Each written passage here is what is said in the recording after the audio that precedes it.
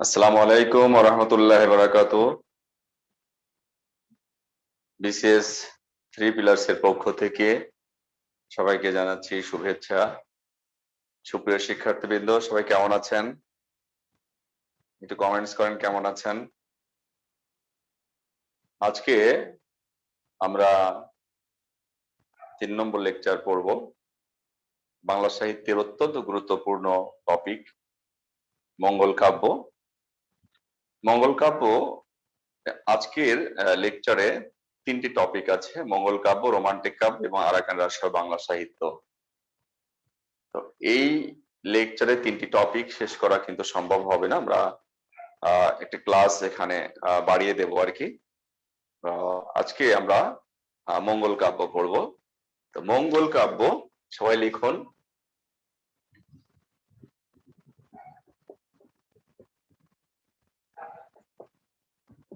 মঙ্গল কাব্য অত্যন্ত গুরুত্বপূর্ণ একটি টপিক। গুরুত্বপূর্ণ এই জন্য বলছি, এখান থেকে বিসিএস সহ বিভিন্ন প্রতিযোগিতামূলক পরীক্ষায় এখান থেকে প্রশ্ন আসে, প্রিলিতে প্রশ্ন আসে, রিটেনে আসে, অনেক সময় ভাইভাতেও কিন্তু জিজ্ঞেস করে। সুতরাং বুঝতেই পারছেন বিষয়টির গুরুত্ব কতটা বেশি। মঙ্গল কাব্য মধ্যযুগের খুবই মজার একটি পাঠ পঠন। এটি যদি আমরা সেভাবে আত্মস্থ করতে পারি, পড়তে পারি, বা আজকে ক্লাস থেকে যদি শিখে নিতে পারি, তাহলে তথ্যগুলো দীর্ঘদিন মনে থাকবে এবং এটা পরীক্ষায় কিন্তু কাজে লাগবে। এবং আজকের এই ক্লাসটি যেমন প্রিলির জন্য কাজে লাগবে, রিটেনের জন্য কিন্তু কাজে লাগবে। এই জন্য খুব মনোযোগ দিয়ে কিন্তু শুনতে হবে। বাংলা সাহিত্যের মধ্যযুগের এই সাহিত্য খুবই সমৃদ্ধ একটা সাহিত্য কর্ম মঙ্গল কাব্য। মধ্যযুগে আমরা সবচেয়ে সমৃদ্ধ দুটি শাখা পাবো। একটি হচ্ছে মঙ্গল কাব্য, যেটি হিন্দু ধর্মাবলম্বী কবিগণ রচনা করেছেন। ঠিক তার বিপরীতে আমরা দেখব মুসলিম কবিরা রোমান্টিক কাব্য রচনা করেছেন। এই দুটো স্রোতস্বিনী প্রবাহিত হয়েছে। মঙ্গল কাব্য বোর্ডে লিখেছে মঙ্গল কাব্য, আপনার খাতার মধ্যে সবাই লিখে নেন মঙ্গল কাব্য। প্রথমে আসুন যে মঙ্গল কাব্য, মঙ্গল কাব্যে মঙ্গল শব্দের অর্থটা কি? মঙ্গল শব্দের অর্থ হচ্ছে শুভ বা কল্যাণ। শুভ বা কল্যাণ লাভের আশায় বাংলা সাহিত্যের মধ্যযুগে হিন্দু ধর্মাবলম্বী কবিগণ দেবদেবী নির্ভর এক শ্রেণীর আখ্যান বা কাহিনী কাব্য রচনা করেছেন, যা বাংলা সাহিত্যে মঙ্গল কাব্য হিসেবে পরিচিত। তাহলে আমাদের কাছে একটা বিষয় ক্লিয়ার হয়ে গেল যে মঙ্গল কাব্যে মঙ্গল বানের শুভ বা কল্যাণ। আর বাংলা সাহিত্যের মধ্যযুগে যে মঙ্গল কাব্য রচিত হলো, এই মঙ্গল কাব্য মূলত দেবদেবী নির্ভর এবং ধর্মভিত্তিক কাব্য, আখ্যান কাব্য বা কাহিনী কাব্য। তাহলে সংজ্ঞার ভিতর থেকে কিন্তু এই তথ্যগুলো বেরিয়ে এলো। কি তথ্য বেরিয়ে এলো? যে মঙ্গল কাব্য হচ্ছে মধ্যযুগের কাব্য, মঙ্গল কাব্য কাহিনী কাব্য, মঙ্গল কাব্য ধর্মভিত্তিক কাব্য। আমি যত কথা বলবো প্রত্যেকটি কথার ভেতরেই কিন্তু তথ্য আছে। যখন একটি বাক্যের মধ্যে 3টি 4টি 5টি পর্যন্ত তথ্য কিন্তু থাকবে। এই জন্য প্রতিটি কথা আপনাকে মনোযোগ সহকারে শুনতে হবে। হ্যাঁ, মোস্ট ইম্পর্টেন্ট তথ্যগুলো আমি বোর্ডে লিখে দেবো, আপনারা নোট নেবেন। কিন্তু আরো যে কথাগুলো বলবো সেই সমস্ত কথার ভেতরেও কিন্তু তথ্য নিহিত আছে। বাংলা সাহিত্যের এই মধ্যযুগ নিয়ে বাংলাদেশে যারা কোচিং জগতে পড়াচ্ছে, আমি তো ঢাকা সহ সারা বাংলাদেশেই পড়াতে গিয়েছি। আমি দেখেছি যে আসলে মঙ্গল কাব্য পরীক্ষার উপযোগী করে, বিসিএস পরীক্ষার উপযোগী করে কোথাও পড়ানো হচ্ছে না। যে কারণে যারা পড়াচ্ছে সেখান থেকে কিন্তু প্রশ্ন কমন পড়ে না। এটি আমার কোনো সৃষ্ট কথা না, কোনো বানানো কথা না, বাস্তব যেটা কথা সেটাই বলছি। আমি কারো বদনামও করছি না, আমি যেটা পেয়েছি, চোখে দেখেছি, সেটা কিন্তু আপনাদের বলেছি। ঠিক আছে? এজন্য এই মঙ্গল কাব্যটা আপনাকে খুব বুঝে পড়তে হবে এবং ডিটেলস পড়তে হবে। হ্যাঁ, তখন এখান থেকে আজকের এই লেকচার থেকে আপনি একটি প্রশ্ন কমন পেয়ে যেতে পারেন, আর একটি প্রশ্নের কারণে কিন্তু আপনার বিসিএস প্রিলি হয়ে যেতে পারে। আর এই একটি উত্তর না পারার কারণে এমন হতে পারে যে আপনার প্রিলিমিনারি হচ্ছে না। সুতরাং বুঝতেই পারছেন যে একটি ক্লাসের গুরুত্ব কতটা বেশি, প্রতিটি কথা শোনার গুরুত্ব কতটা বেশি। তো বাংলা সাহিত্যের এই মধ্যযুগে মঙ্গল কাব্যের যাত্রা শুরু হয়েছে 15 শতকে এই ধারা অব্যাহত থাকে 18 শতক পর্যন্ত। অর্থাৎ মধ্যযুগে 400 বছর ধরে মঙ্গল কাব্য রচিত হয়েছে। কোন কোন বই পুস্তকে আমরা পাচ্ছি যে বাংলা সাহিত্যের মধ্যযুগে 500 বছর ধরে মঙ্গল কাব্য রচিত হয়েছে। এই তথ্যটি কিন্তু সঠিক নয়। তার কারণ পূর্বাপর আমরা গবেষণা করে দেখেছি যে বাংলা সাহিত্যের মধ্যযুগে প্রায় প্রায় কথাটি বলতে হয় প্রায় 400 বছর ধরে মঙ্গল কাব্য রচিত হয়েছে। যারা 500 বছর বলছেন তারা আসলে এটা হিসাব নিকাশ করে বলছেন না বা বুঝে বলছেন না, যে কারণে 500 তারা বলছেন। সুতরাং 500 এই তথ্যটি আমরা কোনোভাবেই নিতে পারি না। কোনো কোনো বইতে আপনারা পেতে পারেন, কিন্তু আমরা কোনোভাবেই নিতে পারি না, এবং কোনো সময় পরীক্ষায় এই তথ্যটি সঠিক হতে পারে না। তো এখান থেকে একটি প্রশ্ন হতে পারে যে বাংলা সাহিত্যের মধ্যযুগে কয়শো বছর ধরে মঙ্গল কাব্য রচিত হয়েছে, তাই না? বাংলা সাহিত্যের মধ্যযুগে মঙ্গল কাব্য রচিত হয়েছে অপশন 300 বছর ধরে, অপশন 400 বছর ধরে, অপশন 500 বছর ধরে, অপশন 600 বছর ধরে। মনে রাখতে হবে, নোট নিয়ে নেন। মধ্যযুগে প্রায় 400 বছর ধরে মঙ্গল কাব্য রচিত হয়েছে। তার মানে এই ধারা শুরু হয়েছে 15 শতকে, অব্যাহত থাকে 18 শতক পর্যন্ত। অর্থাৎ 15 শতক, 16 শতক, 17 শতক, 18 শতক। ক্লিয়ার করতে পেরেছি? এই 500 বছর ধরে বাংলা সাহিত্যের মধ্যযুগে সুদীর্ঘ 400 বছর ধরে মঙ্গল কাব্য রচিত হয়েছে। তাহলে মঙ্গল কাব্যের অর্থ, মঙ্গল কাব্যের আহ সংজ্ঞা এবং মঙ্গল কাব্যের রচনাকাল থেকে কিভাবে প্রশ্ন হতে পারে, এর ভেতর থেকে যে তথ্যগুলো হতে পারে সেগুলো কিন্তু বলে দিয়েছে। এখন আসুন, এই মঙ্গল কাব্যকে মঙ্গল কাব্য বলার কারণ কি? হ্যাঁ, মঙ্গল কাব্যকে মঙ্গল কাব্য বলার কিছু যৌক্তিক কারণ রয়েছে। এর প্রধান যতগুলো কারণ রয়েছে, প্রধান 3টি কারণ হচ্ছে, আপনারা লিখে নেন, যে মঙ্গল কাব্যগুলো এক মঙ্গলবারে পাঠ শুরু হয়ে অন্য মঙ্গলবারে শেষ হতো বলে এরূপ নামকরণ করা হয়েছে। লিখে নেন প্লিজ, যে মঙ্গল কাব্যগুলো, আমি কিন্তু এর আগেও আপনাদের বলেছি, লাইভ ক্লাসে আপনারা যখন থাকবেন অবশ্যই খাতা কলম নিয়ে বসবেন, লিখে নেন, এক মঙ্গলবারে পাঠ শুরু হয়ে অন্য মঙ্গলবারে শেষ হতো বলে এরূপ নামকরণ করা হয়েছে। ঠিক আছে? অথবা 2, অথবা দিয়ে লিখতে হবে 2, অথবা 2 হচ্ছে মঙ্গল সুর গাওয়া হতো বলে এরূপ নামকরণ করা হয়েছে। 2 নম্বর হচ্ছে মঙ্গল সুরে গাওয়া হতো বলে এরূপ নামকরণ করা হয়েছে। এখন জিজ্ঞেস করতে পারেন যে স্যার, এই মঙ্গল সুরটা কি? মঙ্গল সুর হচ্ছে বাংলা সাহিত্যের মধ্যযুগে মঙ্গল কাব্য পাঠের, মঙ্গল কাব্য গাওয়ার যে একটা স্টাইল ছিল, যে একটা সুর ছিল, বিশেষ একটি সুর ছিল, সেই সুরটাকে বলা হতো মঙ্গল সুর বা শুভ সুর। সেই সুরের মধ্যে একটা মাদকতা ছিল, শুভ ভাব ছিল, এটা তারা মনে করেছে, যে কারণে 2 নম্বর কারণ আমি বলেছি, মঙ্গল সুরে গাওয়া হতো বলে এরূপ নামকরণ করা হয়েছে। অথবা 3 নম্বর লিখুন, অথবা 3, মানুষের বিশ্বাস ছিল মঙ্গল কাব্য পাঠ করলে, শ্রবণ করলে বা ঘরে রাখলে, 3টি শব্দ আমি বলেছি, মঙ্গল কাব্য পাঠ করলে মানে পড়লে, বা ঘরে রাখলে বাড়িতে রাখলে, বা শ্রবণ করলে বা শুনলে।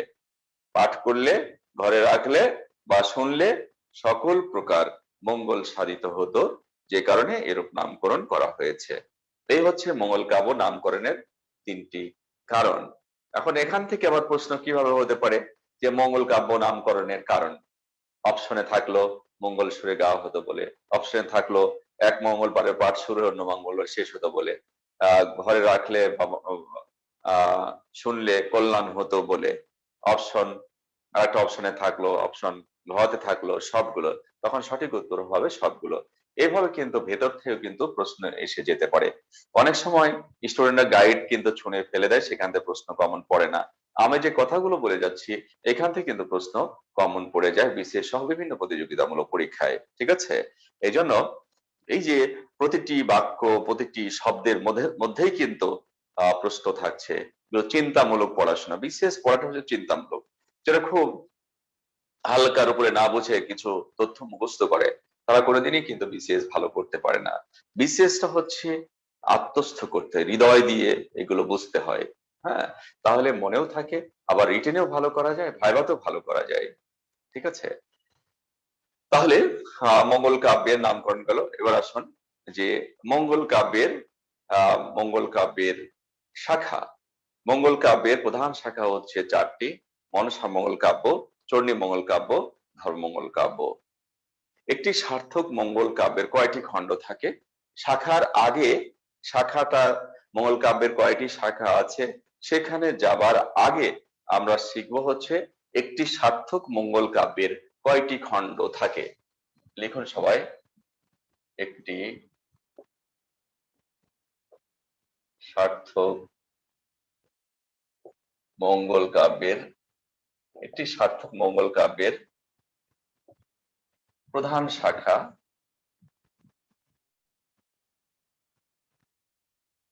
প্রধান শাখা পাঁচটি।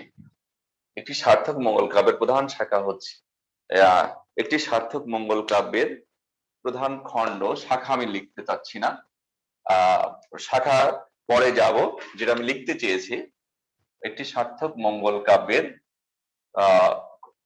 একটি সার্থক মঙ্গল কাব্যের খণ্ড, খণ্ড কথাটা লেখেন আপনারা, হ্যাঁ, একটি সার্থক মঙ্গল কাব্যের খণ্ড হচ্ছে পাঁচটি। শাখাতে আমরা পরে যাব। এক নম্বর দিয়ে লেখেন বন্দনা খণ্ড, সবাই নিচে নিচে লেখেন বন্দনা খণ্ড, বন্দনা খণ্ড। তারপর লেখেন আত্মপরিচয় খণ্ড, তারপর লেখেন হচ্ছে দেবখণ্ড, দয়কার বা দেব, দেবখণ্ড। 4 নম্বর হচ্ছে নরখণ্ড বা মর্তখণ্ড। 5 নম্বর লেখেন শ্রুতিফল বা ফলশ্রুতি,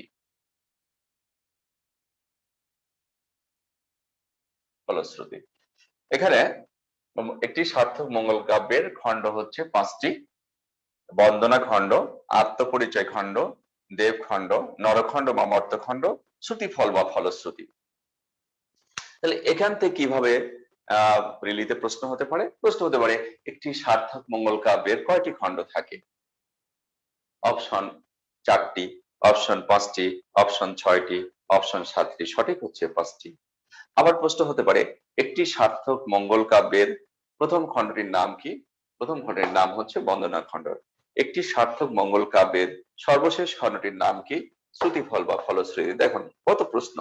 আমাদের প্রশ্ন, একটি সার্থক মঙ্গল কাব্যের সবচেয়ে বড় খণ্ড কোনটি? তাহলে যে 4 নম্বর খণ্ড, নরখণ্ড বা মর্তখণ্ড। এভাবে এখান থেকেই এভাবে কিন্তু প্রশ্ন এসে যেতে পারে। ঠিক আছে, আমি লিখবো 2 লাইন বা 3 লাইন, ওখান থেকে আমি অবজেক্টিভ বের করে দেবো আপনার জন্য, 20টি অবজেক্টিভ বের করে দিতে পারবো। ঠিক আছে, এবার আসুন বন্দনা খণ্ড। বন্দনা খণ্ডটা কি? বন্দনা শব্দের অর্থ হচ্ছে প্রশংসা করা। এই খণ্ডে যখন কবিরা কাব্য রচনা করতেন, মধ্যযুগে কাব্য রচনার একটা স্টাইল ছিল। আজকের আধুনিক কালে যেভাবে কাব্য রচিত হয়েছে, মধ্যযুগে তো এভাবে কাব্য রচিত হয়নি। মধ্যযুগে কাব্য রচনার যে স্টাইলটা ছিল, সেই স্টাইলটা কেমন? প্রথমেই বন্দনা করতেন তারা, কাব্যের প্রথমেই তারা বন্দনা করতেন। কিসের বন্দনা করতেন? দেব দেবীর বন্দনা করতেন বা প্রশংসা করতেন। দেবীর নির্দেশে তিনি কাব্য রচনা শুরু করেছেন, এইসব কথা দিয়ে শুরু করতেন। সেটি হচ্ছে বন্দনা খণ্ড। এবার আসলে আত্মপরিচয় খণ্ড। আত্মপরিচয় মানে হচ্ছে নিজ পরিচয়। আধুনিক কালে আহ আমরা যখন কোনো বই লিখি তখন লেখক পরিচিতি থাকে, লেখকের নাম ধাম থাকে, কিন্তু মধ্যযুগে কিন্তু এরকম আহ গ্রন্থ যখন হতো সেখানে কিন্তু ওই লেখকের নাম কিন্তু থাকতো না। কি থাকতো? নিজেরা নিজেদের পরিচয় দিতেন কাব্যিক ভঙ্গিতে, কাব্যের ভাষায় তারা পরিচয় দিতেন। পরিচয় দিতে গিয়ে কবিরা নিজেদের নাম উল্লেখ করতেন, বাপদাদার নাম উল্লেখ করতেন, তাদের জন্মস্থান, এই সমস্ত কথা উল্লেখ করতেন। সেই খণ্ডটিকেই বলা হয়েছে আত্মপরিচয় খণ্ড। এবার আসুন দেবখণ্ড।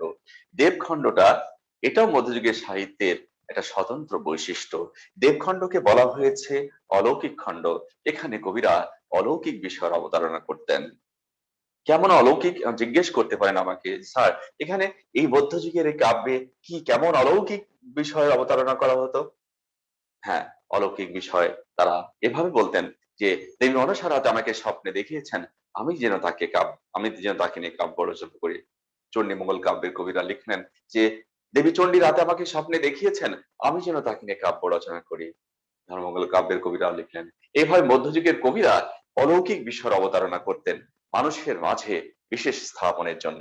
বাংলা সাহিত্যের মধ্যযুগের সাহিত্য কিন্তু খুবই মজার সাহিত্য, কিন্তু আমাদের দেশে আসলে সেভাবে বাংলা সাহিত্যের এই মধ্যযুগটা কিন্তু মজা করে পড়ানো হচ্ছে না। অনেক সেখানে গল্প কাহিনী রয়েছে, খুবই মজার একটা সাহিত্য কর্ম, পুরো খুবই সমৃদ্ধ এবং মজার, যে ভাবতে অবাক লাগে যে বাংলা সাহিত্য যে কত সমৃদ্ধ, কত যে স্বতন্ত্র পৃথিবীর যে কোনো সাহিত্যের চেয়ে সেটা মধ্যযুগের সাহিত্য পড়লে বোঝা যায়। কত কথা যে আছে, কত গল্প যে আছে, কত কাহিনী যে আছে, এক একটা কাহিনী সেটা বাস্তব হোক আর অবাস্তব হোক, সেগুলো কিন্তু আমাদের অবাক করে দেয়। ইংরেজি সাহিত্য পড়তে গেলেও কিন্তু সেই কিছু কাহিনী পাওয়া যায়, অবাক করে দেয় আমাদের, সেখানে একটা মেসেজ থাকে। আবার এখানেও কিন্তু মধ্যযুগের সাহিত্যের যে আহ কল্প কাহিনী বলি যাই বলে, তার মধ্যেও কিন্তু একটা মেসেজ থাকে, সেগুলোর গভীর উপলব্ধির একটা বিষয় আছে। শুধু গল্প শুনে এটা কেন বললো, এটা কোনো বাস্তব কিন্তু না, সেটা কাল্পনিক হলেও কিছুটা কাল্পনিক কিছুটা বাস্তবতা সবকিছু মিলে তার মধ্যে কিন্তু সেই জিনিসগুলো থাকতো আর কি। হ্যাঁ, একটা মেসেজ থাকতো, একটা বোঝার বিষয় থাকতো। তাহলে আমি বলছিলাম দেবখণ্ডের কথা, এবার আসি নরখণ্ড বা অমর্ত্যখণ্ড। একটি সার্থক মঙ্গল কাব্যের সবচেয়ে বড় খণ্ড হচ্ছে এই নরখণ্ড মর্ত্যখণ্ড। কতটুকু বড় খণ্ড? অর্থাৎ এই বন্দনা, আত্মপরিচয়, দেবখণ্ড, শ্রুতিফল, এই চারটা খণ্ড মিলে যা তার চেয়ে বড় হচ্ছে নরখণ্ড বা মর্ত্যখণ্ড। এখানে কাহিনীর বিস্তর বর্ণনা থাকতো, কাহিনী থাকতো।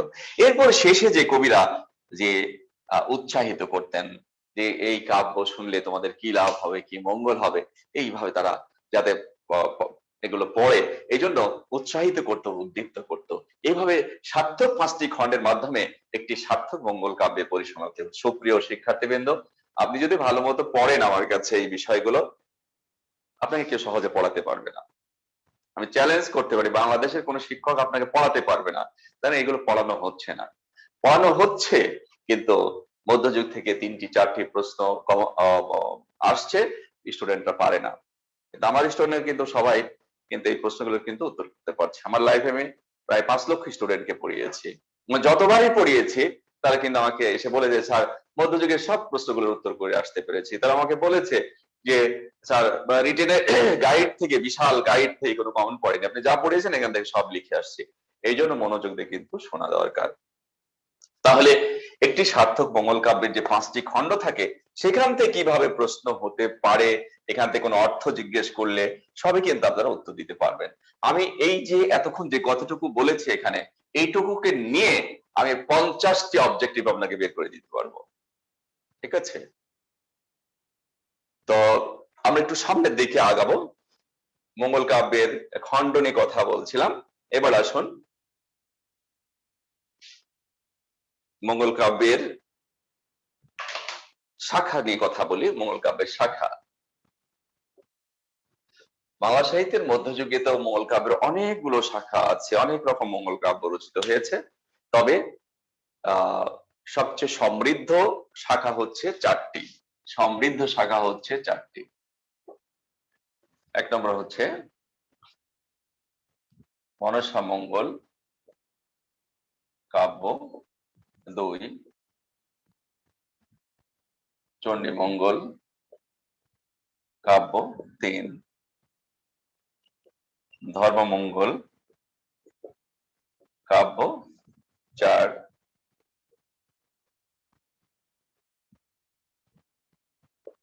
অন্নদা মঙ্গল কাব্য। বাংলা সাহিত্যের মধ্যযুগে মঙ্গল কাব্যের প্রধান শাখা হচ্ছে 4টি: মনসা মঙ্গল কাব্য, চণ্ডী মঙ্গল কাব্য, ধর্মমঙ্গল কাব্য, অন্নদা মঙ্গল কাব্য। খুবই গুরুত্বপূর্ণ ক্লাস চলছে, আপনারা লাইভ ক্লাসে সরাসরি আমার সঙ্গে থাকবেন এবং যে কোনো প্রশ্ন থাকলে প্রশ্ন করবেন কিন্তু। ঠিক আছে, একদম সরাসরি ক্লাসটা করলে যে মজাটা পাওয়া যায়, পরবর্তীতে ভিডিও দেখে কিন্তু অতটা মজা পাওয়া যায় না। বা এখানে এই মুহূর্তে থাকলে কিন্তু প্রশ্নও করা যায়, তাই না? সরাসরি আপনাদের সাথে আমি আছি, এই জন্য যে কোনো প্রশ্ন থাকলে আপনারা করবেন। বিসিএস পরীক্ষায় বাংলা কিন্তু অনেক বড় একটি জায়গা দখল করে আছে। কতটুকু জায়গা দখল করে আছে শুনবেন? শুধু বাংলা কতটুকু জায়গা দখল করে আছে? বাংলা সাহিত্য, বাংলা ব্যাকরণ, যেটা আমি পুরোটাই আপনাদের পড়াবো। বাংলা সাহিত্য, বাংলা ব্যাকরণ প্রিলিতে 35 নম্বর জায়গা দখল করে আছে, 35 নম্বর, এবং রিটেনে 200 নম্বর জায়গা দখল করে আছে, অর্থাৎ শুধু বাংলায় বিসিএস পরীক্ষায় 235 নম্বর স্থান দখল করে আছে।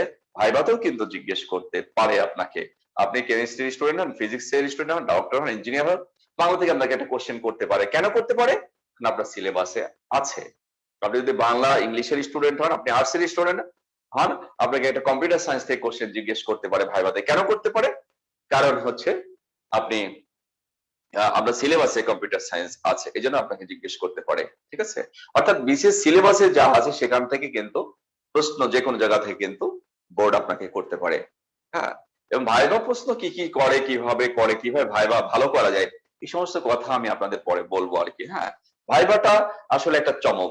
ঠিক আছে, আপনি 6 মাস ধরে পড়াশোনা করে করে করে করে আপনি যে দেখবেন কিচ্ছু কমন পড়েনি, কিন্তু আপনি নিজেকে মানসিক ভাবে যে একটা প্রস্তুতি, সেই প্রস্তুতিটা আপনার সেট আপ গেট আপ কিভাবে আপনাকে তৈরি করে যেতে হবে, সেই বিষয়টা কিন্তু গুরুত্বপূর্ণ। কোনো একটা সময়ে আমি আপনাদের সঙ্গে কথা বলবো, বা ভাইবা ক্লাসে কথা বলবো, বা প্রিলিমি স্টুডেন্টদের সাথে রিটেন স্টুডেন্টদের সাথে আমি ভাইবা নিয়ে কথা বলবো। ঠিক আছে, তাহলে মঙ্গল কাব্যের প্রধান শাখার কথা বলছিলাম 4টি: মনসা মঙ্গল, চণ্ডী মঙ্গল, ধর্মমঙ্গল, অন্নদা মঙ্গল।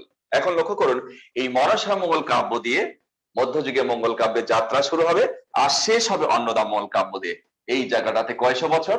এই জায়গাটাতে হচ্ছে 400 বছর, অর্থাৎ 15 শতক থেকে শুরু হবে, 15 শতক থেকে শুরু হবে, আর শেষ হবে হচ্ছে 18 শতক। 18 শতকে শেষ হবে। এই যে মাঝখানে 400 বছর, এই সুদীর্ঘ 400 বছর ধরে মঙ্গল কাব্য রচিত হয়েছে। শুরু হবে মনসা মঙ্গল কাব্য দিয়ে, শেষ হবে অন্নদা মঙ্গল কাব্য দিয়ে। আরো অনেক রকম মঙ্গল কাব্য কিন্তু আছে, নিশ্চয়ই বোঝাতে পেরেছি। অর্থাৎ আপনাকে আমি এখন নিয়ে যাচ্ছি হচ্ছে 400 বছরের সাহিত্য কর্মের সেই সাগরে আমরা এখন ঝাঁপিয়ে পড়বো। ঠিক আছে, 400 বছরের সাহিত্যকর্ম, মজার এই সমস্ত সাহিত্যকর্ম, এখান থেকে আমরা তথ্যগুলো সেইভাবে রপ্ত করবো, এমন ভাবে রপ্ত করব যে তথ্যটা আমার প্রিলি রিটেন ভাইভাতে সব জায়গায় যাতে কাজে লাগে। ঠিক আছে, জীবনের জন্য কাজে লাগে, এইভাবে পড়াশোনা করতে হবে। ঠিক আছে, মনসা মঙ্গল নিয়ে কথা বলবো এখন। আসুন, মনসা মঙ্গল কাব্যটা কি? সহজ কথায় সাপের দেবী, সাপের দেবী সর্প আর কি, সাপের দেবী বা দেবী মনসাকে নিয়ে রচিত যে কাব্য, তাই মনসা মঙ্গল কাব্য। এখন বোঝা, এখানে মুখস্থর কি আছে বলেন? এখন যদি আপনাকে আমি লেখানো শুরু করে সর্পের অধিষ্ঠাত্রী দেবী মনসাকে নিয়ে বাংলা সাহিত্যের মধ্যযুগে এক শ্রেণীর আখ্যান বা কাহিনী কাব্য রচিত হয়, যা বাংলা সাহিত্যে মনসা মঙ্গল কাব্য হিসেবে পরিচিত, আমি লিখে দিলাম, আপনিও মুখস্থ করা শুরু করলেন। হ্যাঁ, যেখানে মুখস্থ করতে হবে সেখানে বলবো, কিন্তু যেখানে মুখস্থ করা লাগবে না, আর শুনে মনে রাখতে পারবে, সেখানে ডোনেট।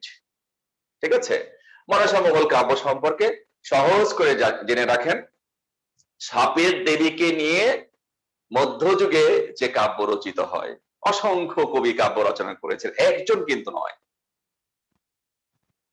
কেউ কেউ বলেছেন যে মনসা মঙ্গল কাব্যের 62 জন কবির কথা উল্লেখ করেছেন কোন কোন গবেষক, আবার কেউ কেউ 22 জন কবির কথা উল্লেখ করেছেন। এই জন্য বাইশা বলে একটা কথা আছে মধ্যযুগে, যে বাইশা কি? তো প্রশ্ন হয়তো পড়াশোনা থাকলে জিজ্ঞেস করতে পারতেন যে বাইশাটাকে, যে 22 জন কবিকে, মনসা মঙ্গল কাব্যের 22 জন কবিকে বাইশা বলা হয়েছে। ঠিক আছে, অসংখ্য কবি এই মনসা মঙ্গল কাব্য রচনা করেছেন। তাহলে এতক্ষণ আমরা মনসা মঙ্গল কাব্য থেকে কি তথ্য নিলাম? যে সাপের দেবীকে নিয়ে রচিত কাব্য হচ্ছে মনসা মঙ্গল কাব্য। অনেক কবি মনসা মঙ্গল কাব্য রচনা করেছেন। হ্যাঁ, কোন কোন গবেষক 62 জন কবির কথা উল্লেখ করেছেন, কোন কোন গবেষক বলেছেন 22 জন কবির কথা উল্লেখ করেছেন, সে কথা আমি বলেছি। এখন আসুন, এই মনসা মঙ্গল কাব্যের একটা চমৎকার কাহিনী আছে, চমৎকার কাহিনী আছে। এর আগের ক্লাস অনেকেই বলেছেন স্যার কাহিনী বলতে হবে, আসলে কাহিনী কাহিনী হ্যাঁ শোনাও দরকার, কাহিনী শুনলে তথ্য মনে থাকে। কাহিনী না জানলে রিটেনের প্রশ্নের উত্তর আপনি লিখতে পারবেন না, ভুল করে আসে। আমি কিন্তু একটা লাইভে সেটা কথা বলেছিলাম যে বিসিএস পরীক্ষার খাতা মূল্যায়ন করা হয় যে আপনি কতটুকু আপনার খাতার মধ্যে আপনার জ্ঞানের পরিস্ফুটন ঘটাতে পেরেছেন। সমস্যাটা হয় কি, যে বাংলা দেখা যাচ্ছে রিটেন পরীক্ষায় স্টুডেন্টরা এমন উদ্ভট কথা লিখে ফেলেছে, তখন ওই প্রার্থীকে অযোগ্য মনে করা হয়, মার্কসটা পোর হয়, ফেল করে, বাংলাতে ফেল করে, অসংখ্য প্রতিযোগী কিন্তু ফেল করে যায়। এজন্য এটা কারণ কি, এটা হচ্ছে যে না বোঝার কারণ। কিন্তু আপনি যদি বুঝতেন, ওই প্রতিযোগিতা বুঝতো, তাহলে কিন্তু সে উদ্ভট এই সমস্ত কথা লিখতো না, ফেল করতো না।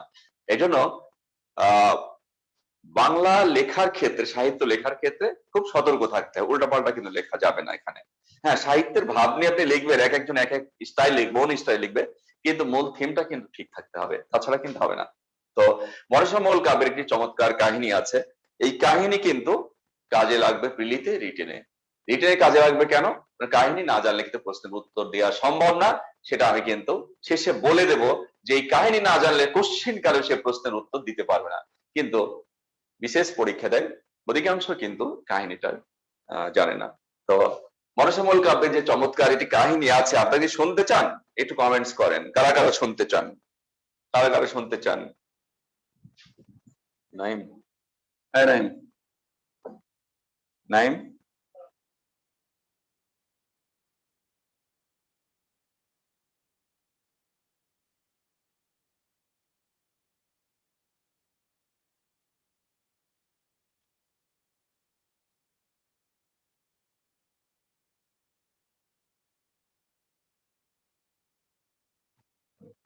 বুঝছিল কতদিন থাকতেছে, 12 জন।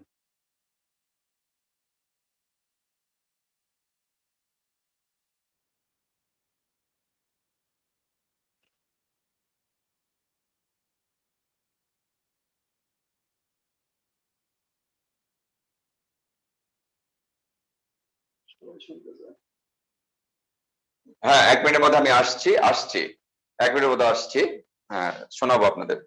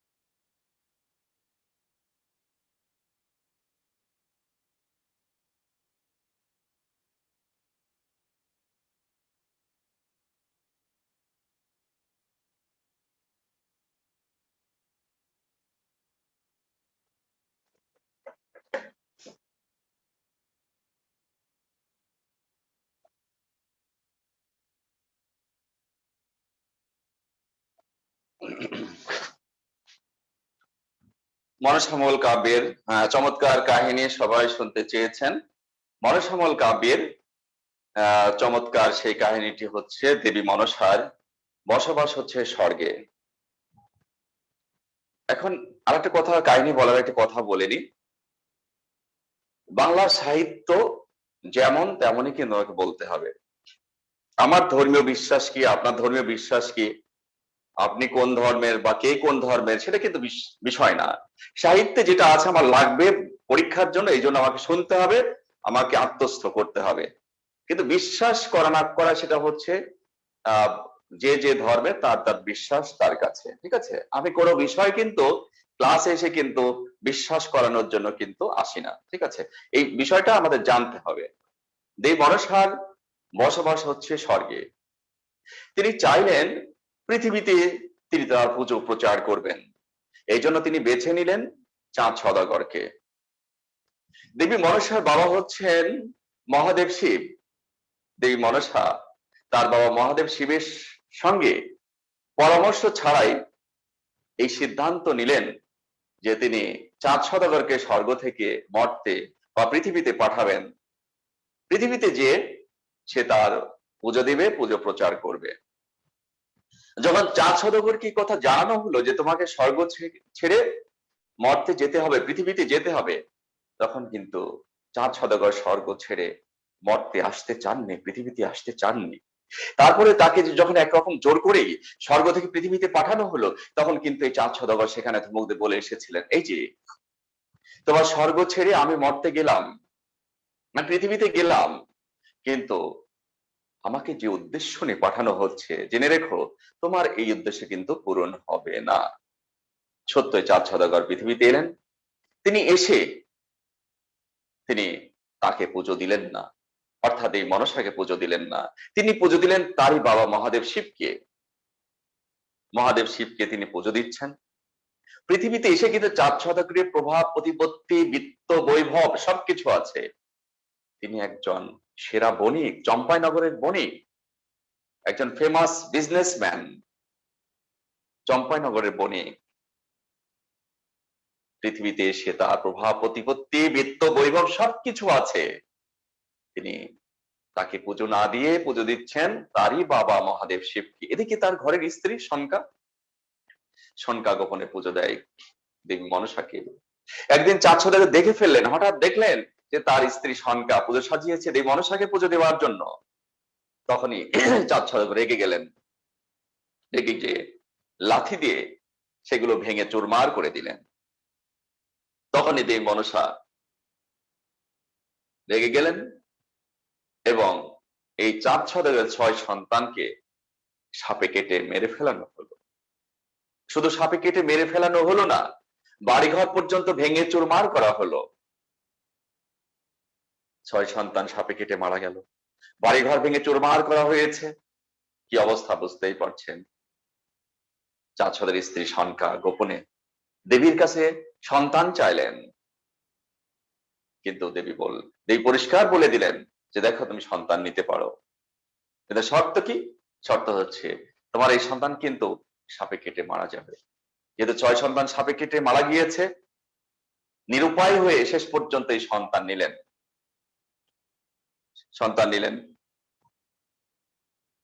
তার নাম রাখা হলো লক্ষিন্দর।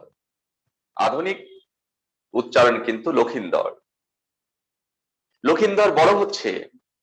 এদিকে চাঁদ সওদাগর বুঝতেই পারছেন তিনি ব্যবসায়ী, ব্যবসা বাণিজ্যের উদ্দেশ্যে দূর দেশে যাবেন, পাটনে যাবেন, 14 ডিঙি সাজিয়েছেন। কিছুক্ষণের মধ্যে তিনি রওনা করবেন। ঠিক স্বর্গ থেকে দেবী মনসা এসে হাজির। চাঁদ সওদাগর তুমি কোথায় যাচ্ছ? থামো, আমাকে পুজো দাও, তারপর তুমি সামনের দিকে পা বাড়াও। চাঁদ সওদাগর পুজো দিবেন? তার 6 সন্তানকে সাপে কেটে মেরে ফেলানো হয়েছে, বাড়িঘর ভেঙে চুরমার করা হয়েছে, তিনি পুজো দিবেন? তিনি পুজো তো দেওয়া দূরের কথা, দেবী মনসার পাঁজরের উপর আঘাত করলেন, পাঁজর ভেঙে চুরমার করলেন, অপমান করে বিতাড়িত করলেন। দেবী মনসা বিতাড়িত হয়ে রেগে অগ্নি শর্মা হয়ে রইলেন। এদিকে চাঁদ সওদাগর তার 14 ডিঙি সাজিয়ে দূর দেশে পাটনে গেলেন, ব্যবসা বাণিজ্য অনেক উন্নতি লাভ করলেন, তুচ্ছ সম্পদের বিনিময়ে মহামূল্যবান সম্পদ আহরণ করলেন। সেগুলো নিয়ে তিনি 12 বছর পর ফিরে আসছেন তার বাড়িতে। নদী পথে যখন রওনা করেছেন, নদীর মধ্যে প্রবল ঝড় উঠে গেল, ঝড় ঝঞ্ঝা উঠে গেল। কে ঝড় তুলেছে? দেবী মনসা। এই ঝড়ে নদীর মধ্যে সমস্ত সম্পদ নিমজ্জিত হয়ে গেল, সবকিছু লন্ডভন্ড হয়ে গেল। নদীর অতল গহ্বরে সমস্ত সম্পদ নিমজ্জিত হয়ে গেল। চাঁদ সওদাগর মাঝ নদীতে হাবুডুবু খাচ্ছেন, কোনো কুল কিনারা নেই। তখন তিনি তার হাতের কাছে একটি কাষ্ঠখণ্ড দেখতে পেলেন। কাষ্ঠখণ্ড ধরে তিনি আত্মরক্ষা করতে যাবেন, তখন তার মনে পড়ে গেল এটি হতে পারে দেবী মনসার অনুগ্রহ, এটি হতে পারে দেবী মনসার দয়া, যে কারণে তিনি সেই কাষ্ঠখণ্ড ধরে আত্মরক্ষা তো দূরের কথা, তিনি তা স্পর্শ করলেন না। প্রতিবাদ, অনেক কষ্টে তিনি কুলে ফিরলেন, ভিক্ষুক বেশে বাড়ি ফিরলেন। এসে দেখলেন তার সন্তান বড় হয়েছে, লক্ষিন্দর বড় হয়েছে, বিয়ের উপযুক্ত হয়েছে। পাত্রী খোঁজা শুরু হয়ে গেল। পাত্রী মিলে গেল উজানি নগরে। নাম তার বেহুলা, অপূর্ব সুন্দরী এক সে নারী, যার রূপের বর্ণনা ভাষায় প্রকাশ করা সম্ভব না। বিয়ের এই প্রস্তাব তার বাবার কাছে যখন দেয়া হলো, জানানো হলো, বেহুলার বাবা এই বিয়েতে সম্মতি দিলেন না। যার 6 সন্তান সাপে কেটে মারা গিয়েছে, সেখানে তিনি তার মেয়েকে পাত্রস্থ করে বিধবা করতে চাইলেন না। বিয়ে ভেঙে গেল। স্বর্গ থেকে দেবী মনসা বেহুলাকে স্বপ্নে দেখালো, বেহুলা তুমি সেখানেই বিয়ে করো, তোমার সমস্যা আসবে, সমাধানের জন্য আমি আছি। বেহুলা এসব কথা তার বাবাকে বললে শেষ পর্যন্ত তার বাবা বিয়েতে সম্মতি দিলে বিয়ের দিন ধার্য ঠিক হলো, বেজে উঠলো সানাইয়ের সুর। আর এদিকে চাঁদ সওদাগরের মনে পড়ে গেল সেই বাসর ঘরে সাপে কেটে মারা যাবে লক্ষিন্দর।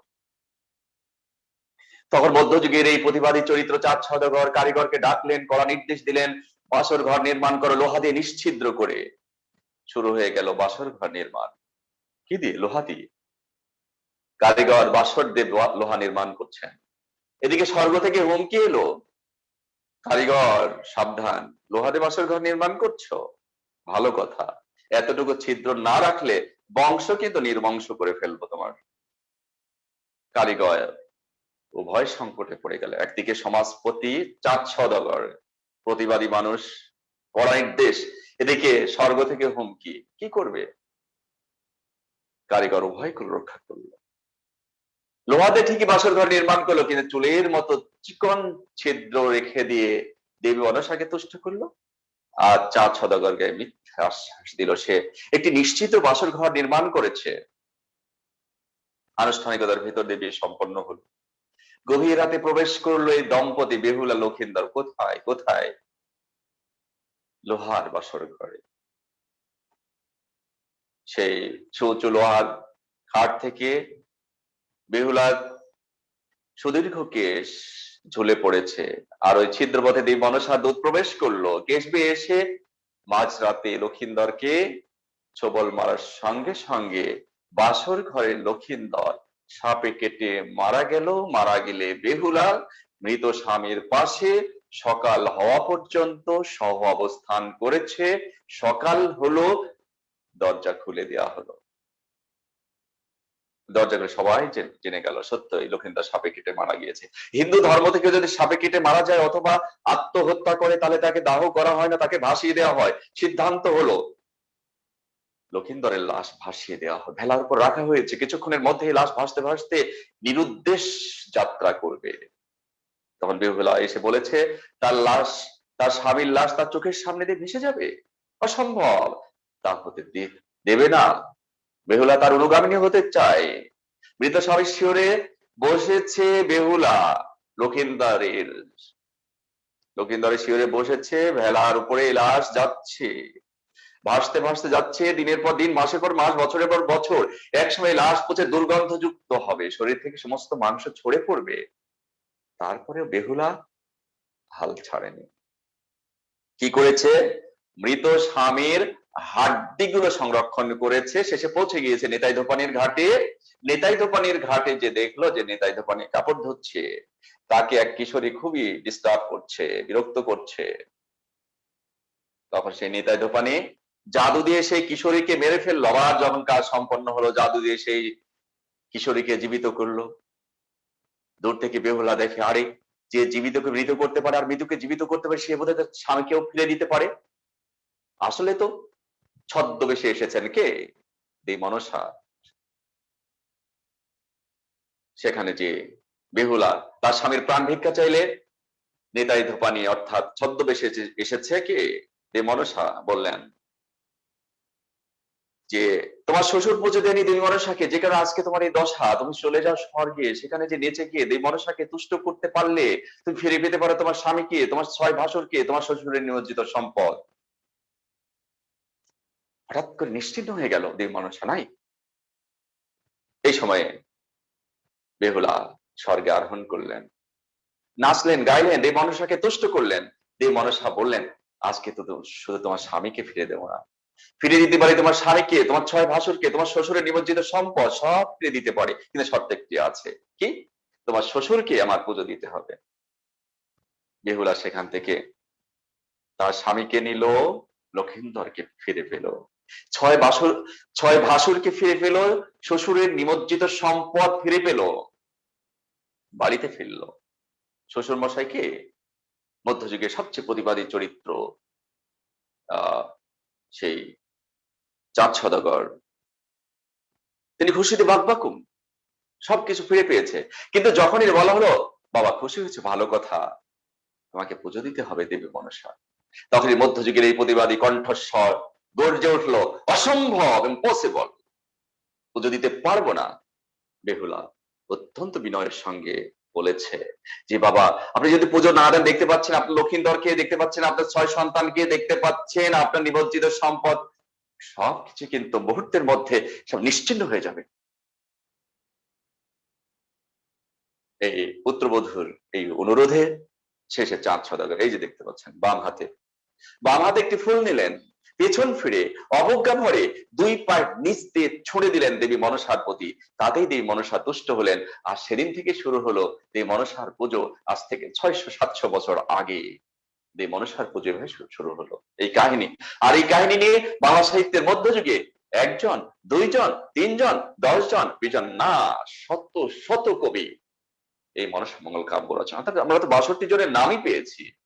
তাহলে কেমন জনপ্রিয় ছিল এই কাহিনীটাকে কেন্দ্র করেই শত শত কবি অসংখ্য কাব্য রচনা করেছেন। তাহলে এই চমৎকার কাহিনীটা কি কাজে লাগবে এখন আসেন। এখন তো মনে মনে ভাবছেন স্যার এই কাহিনী বললেন, মজাই তো লাগলো, তাই পরীক্ষার জন্য কি কাজে লাগবে? পরীক্ষার জন্য এখন যদি আমি প্রিলির কোশ্চেন আপনাকে জিজ্ঞেস করি যে চাঁদ সওদাগর চরিত্রটি কোন কাব্যে পাওয়া যায়, আপনি বলবেন মনসা মঙ্গল কাব্যে। যদি বলি মধ্যযুগের সবচেয়ে প্রতিবাদী চরিত্র কোনটি, চাঁদ সওদাগর, এটাও আপনি বলবেন। যদি বলি চাঁদ সওদাগরের স্ত্রীকে, সনকা। চাঁদ সওদাগরের বাড়ি কোথায়, বলবেন চম্পাইনগর। বেহুলার বাড়ি কোথায়, উজানিনগর। চাঁদ সওদাগর ব্যবসা বাণিজ্যের উদ্দেশ্যে কোথায় গেল, পাটনে, এটাও বলতে পারবেন। তারপরে হচ্ছে এই কাব্যের তারপরে লক্ষিন্দর বেহুলা চরিত্রটি কোন কাব্যে পাওয়া যায়, বা নেতাই ধোপানি চরিত্রটি কোন কাব্যে পাওয়া যায়। এইসব প্রশ্নের উত্তরগুলো প্রিলি, সেই তথ্যগুলো আপনি ঘটনার ভেতর দিয়ে মনে রাখবেন, ঠিক আছে? আচ্ছা এখন আসি, যদি আপনার রিটেন প্রশ্ন আসে যে বাংলা সাহিত্যের মধ্যযুগের সবচেয়ে প্রতিবাদী চরিত্র কে, তাকে কেন প্রতিবাদী চরিত্র বলা হয়েছে, তাহলে আমাকে বলুন, কাহিনী ছাড়াই উত্তর দেওয়া কি সম্ভব? আপনাকে বলতে হবে এই প্রশ্নের উত্তরে যে মধ্যযুগের সবচেয়ে প্রতিবাদী চরিত্র কে, চাঁদ সওদাগর। তার প্রতিবাদ এই কাহিনীর ভিতর কোথায় কোথায় প্রতিবাদ আছে সেটা আপনাকে সংক্ষেপে লিখতে হবে। কাহিনী না জানা থাকলে পারবেন। হ্যাঁ, প্রিলির কোশ্চেন, মধ্যযুগের সবচেয়ে স্বামীভক্ত চরিত্র কে, বেহুলা, আপনি পারবেন। কিন্তু যদি বলা হয় বেহুলাকে কেন পতিপ্রাণা চরিত্র বলা হয়েছে বা স্বামীভক্ত চরিত্র বলা হয়েছে, তাহলে কিন্তু বেহুলার ত্যাগের কথাগুলো উল্লেখ করতে হবে। এখন বলেন কাহিনী জানা দরকার আছে কিনা। তাহলে প্রিলি যেমন এই চরিত্রগুলো কাহিনীর ভেতর দিয়ে মনে রাখা যায়, তেমনি রিটেনের প্রশ্নের উত্তর দেওয়া যায়, ঠিক আছে? তাহলে এখান থেকে এই মনসা মঙ্গল কাব্য থেকে যে চরিত্রগুলো বেরিয়ে এসেছে সেগুলো আমি শুদ্ধ করে লিখে দিচ্ছি।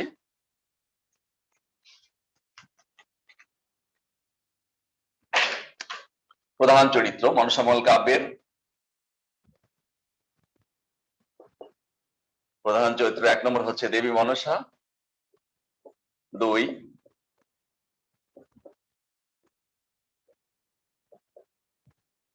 চাঁদ সওদাগর, চাঁদ সওদাগরের স্ত্রী হচ্ছে সনকা, 4 নম্বর হচ্ছে লক্ষিন্দর, আধুনিক বানান কিন্তু লক্ষিন্দর হবে, 5 নম্বর বেহুলা, 6 নম্বর হচ্ছে নেতাই ধোপানি।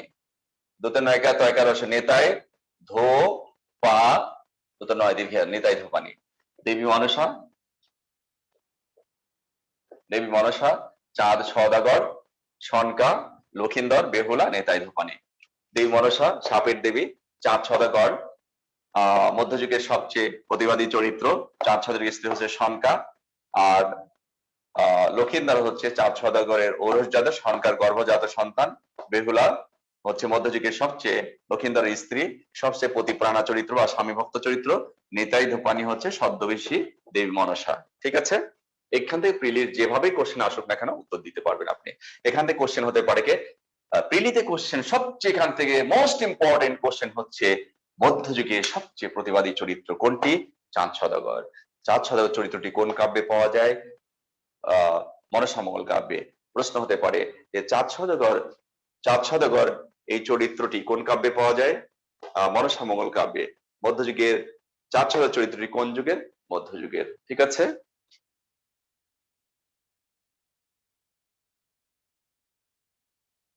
ওকে,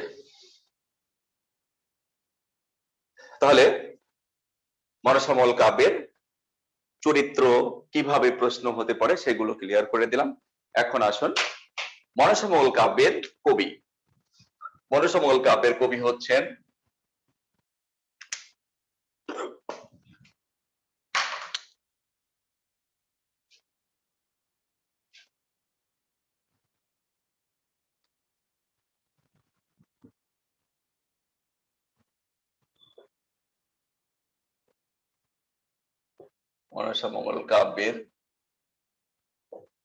মনসামল কাব্যের আদি কবি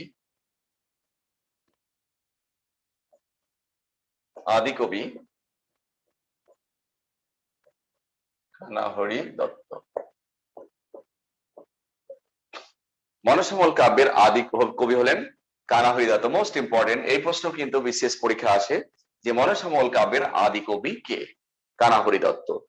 এই কানাহরি দত্ত দিয়ে মনসামল কাব্যের যাত্রা শুরু হবে এবং সর্বশেষ ভারতচন্দ্রের মাধ্যমে এই কাব্যের পরিসমাপ্তি, এই ধারার, এই কাব্যের নয়, এই ধারার কিন্তু পরিসমাপ্তি ঘটবে।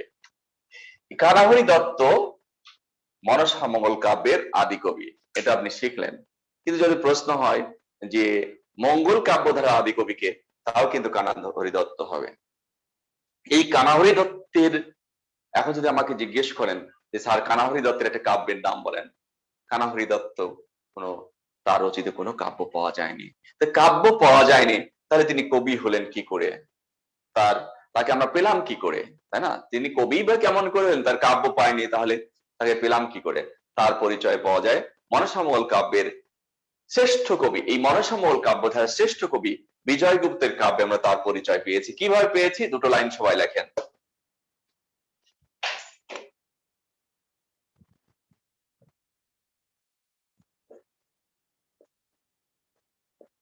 মূর্খে রচিল গীত না জানে বৃত্তান্ত, প্রথমে রচিল গীত কানাহরি দত্ত।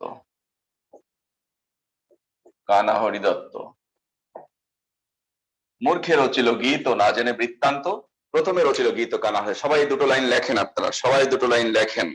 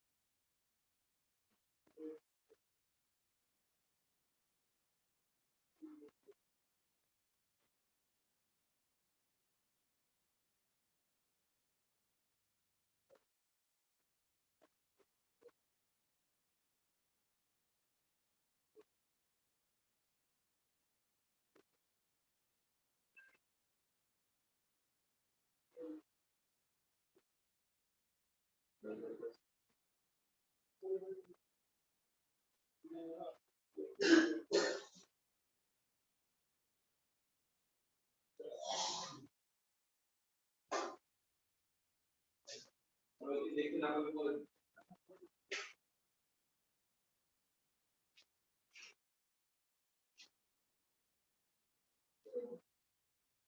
শিক্ষার্থীবৃন্দ, হ্যাঁ, এই মনসামঙ্গল কাব্যের আদি কবি কানাহরি দত্ত। কানাহরি দত্ত সম্পর্কে বিজয়গুপ্ত তার কাব্যে এই কথাগুলো বলেছেন। বিজয়গুপ্ত এটা বলেছেন কে? বিজয়গুপ্ত। বিজয়গুপ্ত বলেছেন যে মূর্খের রচিল গীত না জানে বৃত্তান্ত। ও একটা মূর্খ, কিচ্ছু জানে না। হ্যাঁ, মূর্খের রচিল গীত, গীত মানে মনসামঙ্গল। মূর্খের রচিল গীত না জানে বৃত্তান্ত, ও কিছু জানে না। এই মনসামঙ্গল কাব্য রচনা করে প্রথমে রচিল গীত কানাহরি। তবে এই গীত, এই মনসামঙ্গল কাব্য প্রথম রচনা করেছেন কানাহরি দত্ত। অর্থাৎ বিজয়গুপ্ত তার কাব্যে বদনাম করতে যে এই কানাহরি দত্তের পরিচয় দিয়েছেন। গুড লাক এই কবির। যদি বিজয়গুপ্ত কানাহরি দত্তের এই বদনাম না করতেন তাহলে কিন্তু এই কবিকে আমরা পেতাম না, তিনি কালের অতল গহন করে হারিয়ে যেতেন। ঠিক আছে, তাহলে এই যে এখানে কথাগুলো যে আমরা লিখেছি, এখান থেকে কি প্রশ্ন হতে পারে যে মনসামঙ্গল কাব্যের আদি কবিকে? উত্তর কানাহরি দত্ত। প্রশ্ন হতে পারে মঙ্গল কাব্যের আদি কবি কে? তাও কানাহরি দত্ত। কানাহরি দত্তের কোনো কাব্য কি পাওয়া গিয়েছে? না, পাওয়া যায়নি। কানাহরি দত্তের পরিচয় পাওয়া যায় কার কাব্যে? বিজয়গুপ্তের কাব্যে। মূর্খের রচিল গীত না জানে বৃত্তান্ত, প্রথমে রচিল গীত কানাহরি দত্ত। এই দুটো লাইন কে রচনা করেছেন? বিজয়গুপ্ত রচনা করেছেন। এই দুটো লাইনের মাধ্যমে বিজয়গুপ্ত কি করেছেন? কানাহরি দত্তের বদনাম করেছেন। বদনাম করতে যে কি করেছেন? কানাহরি দত্তের পরিচয় দিয়ে ফেলেছেন। ঠিক আছে, এই হচ্ছে এখানকার তথ্য। মনসামঙ্গল কাব্যের তাহলে আদি কবি কানাহরি দত্ত। এখন বিজয়গুপ্ত সম্পর্কে আমি তথ্য নেই। বিজয়গুপ্ত বিজয়গুপ্ত বিজয়গুপ্ত সম্পর্কে লেখেন যে মনসামঙ্গল কাব্যের শ্রেষ্ঠ কবি হলেন বিজয়গুপ্ত। বিজয়গুপ্ত তার মনসামঙ্গল কাব্যের শ্রেষ্ঠ কবি হলেন বিজয়গুপ্ত। এই বিজয়গুপ্ত তার কাব্যের নাম রেখেছেন মনসা বিজয়।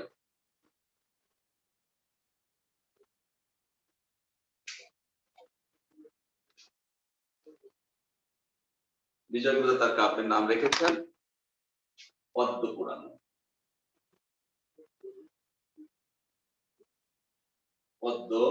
পদ্মপুরাণ। বিজয়গুপ্ত তার মনসামঙ্গল কাব্যের নাম দিয়েছেন পদ্মপুরাণ, কারণ এই মনসার জন্ম হয়েছিল পদ্ম পাতার উপরে। ঠিক আছে, এই মনসার জন্ম হয়েছিল এই পদ্মপুরাণটা কিন্তু খুব জনপ্রিয়। হিন্দু ধর্মাবলম্বীরা কিন্তু এটা পড়ে, যেটা বিজয়গুপ্ত রচনা করেছেন। ঠিক আছে, তাহলে এখানে তথ্যটা কি যে মনসামঙ্গল কাব্যের শ্রেষ্ঠ কবি বিজয়গুপ্ত। বিজয়গুপ্ত তার মনসামঙ্গল কাব্যের নাম রেখেছেন পদ্মপুরাণ, অর্থাৎ পদ্মপুরাণটাই হচ্ছে কি মনসামঙ্গল। এছাড়া মনসামঙ্গল কাব্যের আরো কবি আছেন, কয়েকজন কবির নাম লেখেন দ্বিজবংশী দাস। দ্বিজবংশী দাস দ্বিজবংশী দাস লেখেন বিপ্রদাস পিপিলাই। বিপ্রদাস পিপিলাই বিপ্রদাস পিপিলাই। কেতকা দাস ক্ষেমানন্দ। কেতকা দাস কেতকা দাস ক্ষেমানন্দ। মনসামঙ্গল কাব্যের আরো তিনজন কবি নাম লিখে দিলাম, দ্বিজবংশী দাস, বিপ্রদাস পিপিলাই, ওদিকে কানাহরি দত্ত, বিজয়গুপ্ত। আরেকজনের নাম লেখেন নারায়ণ দেব। নারায়ণ দেব। বিপ্রদাস পিপিলাই, কেতকা দাস ক্ষেমানন্দ, দ্বিজবংশী দাস। এই দ্বিজবংশী দাস সম্পর্কে কথা লিখে রাখেন। বাংলা সাহিত্যের প্রথম মহিলা কবি চন্দ্রাবতী।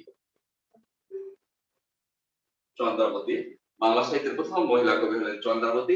এই চন্দ্রাবতীর বাবাই হলেন দ্বিজবংশী দাস। চন্দ্রাবতী বাংলা সাহিত্যের খুবই জানা দরকার এই বিষয়টি, যে বাংলা সাহিত্যের প্রথম মহিলা কবি কে? তাহলে চন্দ্রাবতী। বাংলা সাহিত্যের মধ্যযুগের প্রথম মহিলা কবি কে? চন্দ্রাবতী। চন্দ্রাবতীর বাবার নাম হচ্ছে দ্বিজবংশী দাস। তবে বাড়ি কোথায়? কিশোরগঞ্জ। চন্দ্রাবতীর বাড়ি কিন্তু কিশোরগঞ্জ। অনেক কাহিনী আছে, তার লেখা কাব্য আছে চন্দ্রাবতী লেখা। চন্দ্রাবতীর প্রথম মহিলা কবি তিনি কিন্তু রচনা করেছেন মলুয়া। রচনা করেছেন মলুয়া, লিখে রাখতে পারেন, পাশে নোট নিতে পারেন। মলুয়া মৌলুয়াল রচনা করেছেন।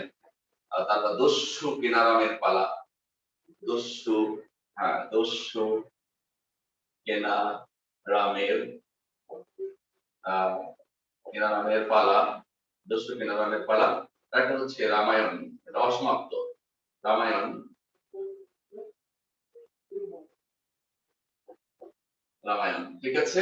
মৌলুয়া, দস্যু কেনারামের, দস্যু কেনারামের পালা, দস্যু কেনারামের পালা ক্লিয়ার করে লিখে দিই। দস্যু কেনারামের পালা, দস্যু কেনারামের, দস্যু কেনারামের পালা, রামায়ণ। এই হচ্ছে চন্দ্রাবতী লিখেছিলেন। রামায়ণটা রচনা করেছিলেন চন্দ্রাবতী। চন্দ্রাবতী নিয়ে অনেক কথা আছে, কত যে মজার মজার কথা আছে, এগুলো বলতে গেলে আর শেষ হবে না, আমরা আগাতেই পারবো না। চন্দ্রাবতীর জীবনে যে কত কথা আছে, কত কাহিনী আছে, তার বৈবাহিক জীবন নিয়ে, তার লেখা নিয়ে, তার বাবার সাথে অনেক ধরনের হ্যাঁ এগুলো কিন্তু আছে।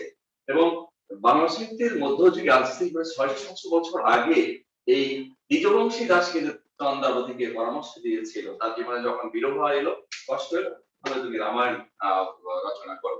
রামায়ণ তিনি রচনা করে, যদিও সেটা অসমাপ্ত আর কি, ছাড়া মহুয়া, দস্যু কেনারামের পালা। এবং দ্বিজবংশী দাস কিন্তু ভালো গায়ক ছিলেন, সুকণ্ঠী গায়ক ছিলেন। কিশোরগঞ্জে স্মৃতি আছে, চন্দ্রপতির স্মৃতি জড়িত আছে শহর থেকে। আমি যাইনি অবশ্য সেখানে, সেখানে কিন্তু তার স্মৃতি রয়ে গেছে। চন্দ্রপতি এত বড় একজন কবি, বাংলা সাহিত্যের প্রথম মহিলা কবি, আমরা তাকে চিনি না, খুবই দুঃখের বিষয় এটা যে বাংলা সাহিত্যের মধ্যযুগে একজন কবি বসে রামায়ণ পর্যন্ত কাব্যিক ভঙ্গিতে অনুবাদ করে ফেলেছেন। তিনি সহজ কথা নাকি, রামায়ণের মতো একটা বিশাল গ্রন্থ অনুবাদ করে ফেলেছেন এই চন্দ্রপতি। অনেক বড় একজন কবি ছিলেন, তার বাবাও কিন্তু অনেক বড় কবি ছিলেন এবং সুকণ্ঠী গায়ক ছিলেন, অনেক ভালো গাইতে পারতেন। এই সমস্ত কথা এখানে। হ্যাঁ, আর হচ্ছে এই যে কেতকা দাস, হেমানন্দ আর হেমানন্দের কথা বলি। কেতকা দাস, হেমানন্দ কোনো কোনো গবেষণা করেছেন এরা একজন, কেউ কেউ বলেছেন যে না এরা দুইজন, কেতকা দাস একজন, হেমানন্দ আরেকজন। কেউ কেউ বলেছেন যে কেতকা দাস হচ্ছে তার আসল নাম, হেমানন্দ তার হচ্ছে উপাধি বা ছদ্মনাম, এভাবে মন্তব্য করেছেন। এই হচ্ছে মনসমূল কাব্যের কবিদের নিয়ে কথা, কবিদের সম্পর্কিত তথ্য। কথা ক্লিয়ার? এখান থেকে যে কোনো প্রশ্ন থাকলে এখন করতে পারেন।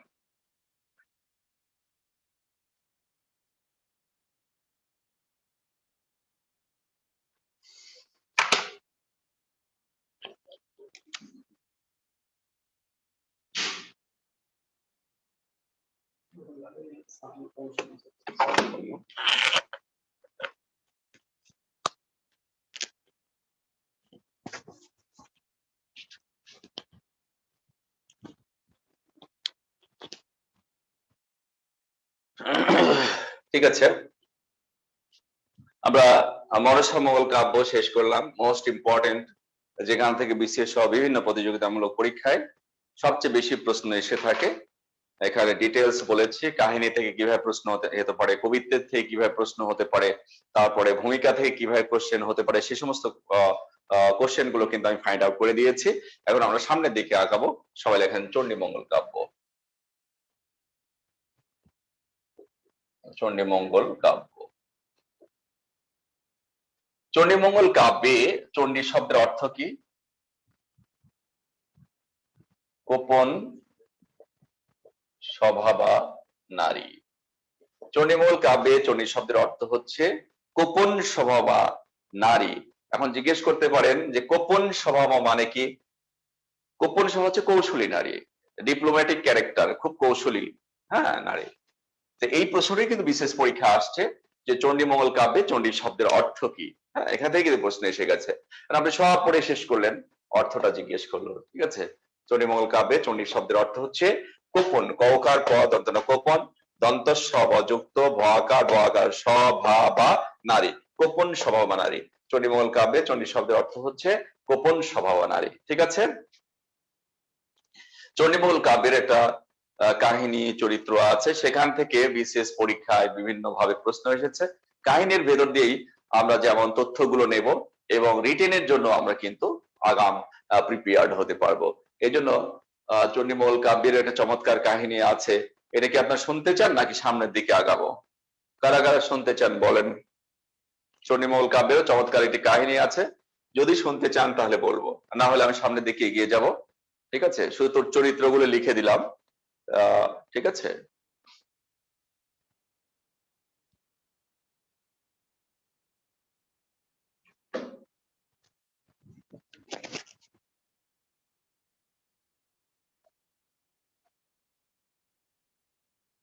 নাইম।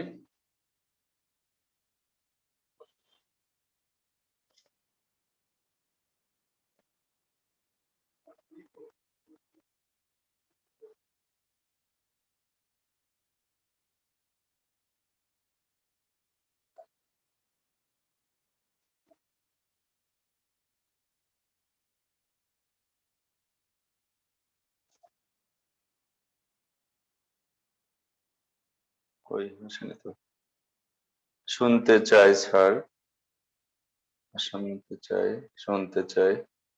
এই মনুষ্য বাবার নামটা যদি আবার বলতেন। হ্যাঁ, হ্যাঁ, দেবর্ষের বাবার নাম শিব। শিব, দেব মনুষ্যের বাবার নাম শিব। শুনতে চাই, ঠিক আছে আমি বলছি, একটু মনোযোগ দিয়ে শুনতে হবে। দেবী চণ্ডী এবং মহাদেব শিব। এক শিবকে কিন্তু আমরা নানান জায়গায় পাবো, অনেক জটিল বিষয় আছে যেগুলো উত্তর দিতে গিয়ে অনেক সময় লেগে যেতে পারে, আপনার সহজ করে বুঝে নেওয়ার চেষ্টা করেন। দেবী চণ্ডী, মহাদেব শিব এক দম্পতি, স্বামী স্ত্রী, তাদের বসবাস হচ্ছে স্বর্গে। তাদের পাশে আরেক দম্পতি আছে, সেই দম্পতি হচ্ছে নীলাম্বর এবং ছায়া। নীলাম্বর এবং ছায়া প্রতিদিন স্বর্গ থেকে ফুল তোলে, মালা গাঁথে এবং পুজো দেয় মহাদেব শিবকে। তাতে মহাদেব শিব কিন্তু খুশিতে বাকবাকুম। কিন্তু দেবী চণ্ডীর আর সহ্য হলো না, তার বাবাকে পুজো দিচ্ছে কিন্তু দেবী চণ্ডীর আর সহ্য হচ্ছে না। দেবী চণ্ডী মহাদেব শিবকে বললেন, এক কাজ করো, এই নীলাম্বর এবং ছায়াকে স্বর্গ থেকে পৃথিবীতে পাঠিয়ে দাও, তারা সেখানে যেয়ে আমার পুজো দিবে, আমার পুজোর প্রচলন ঘটাবে। একথা বললে মহাদেব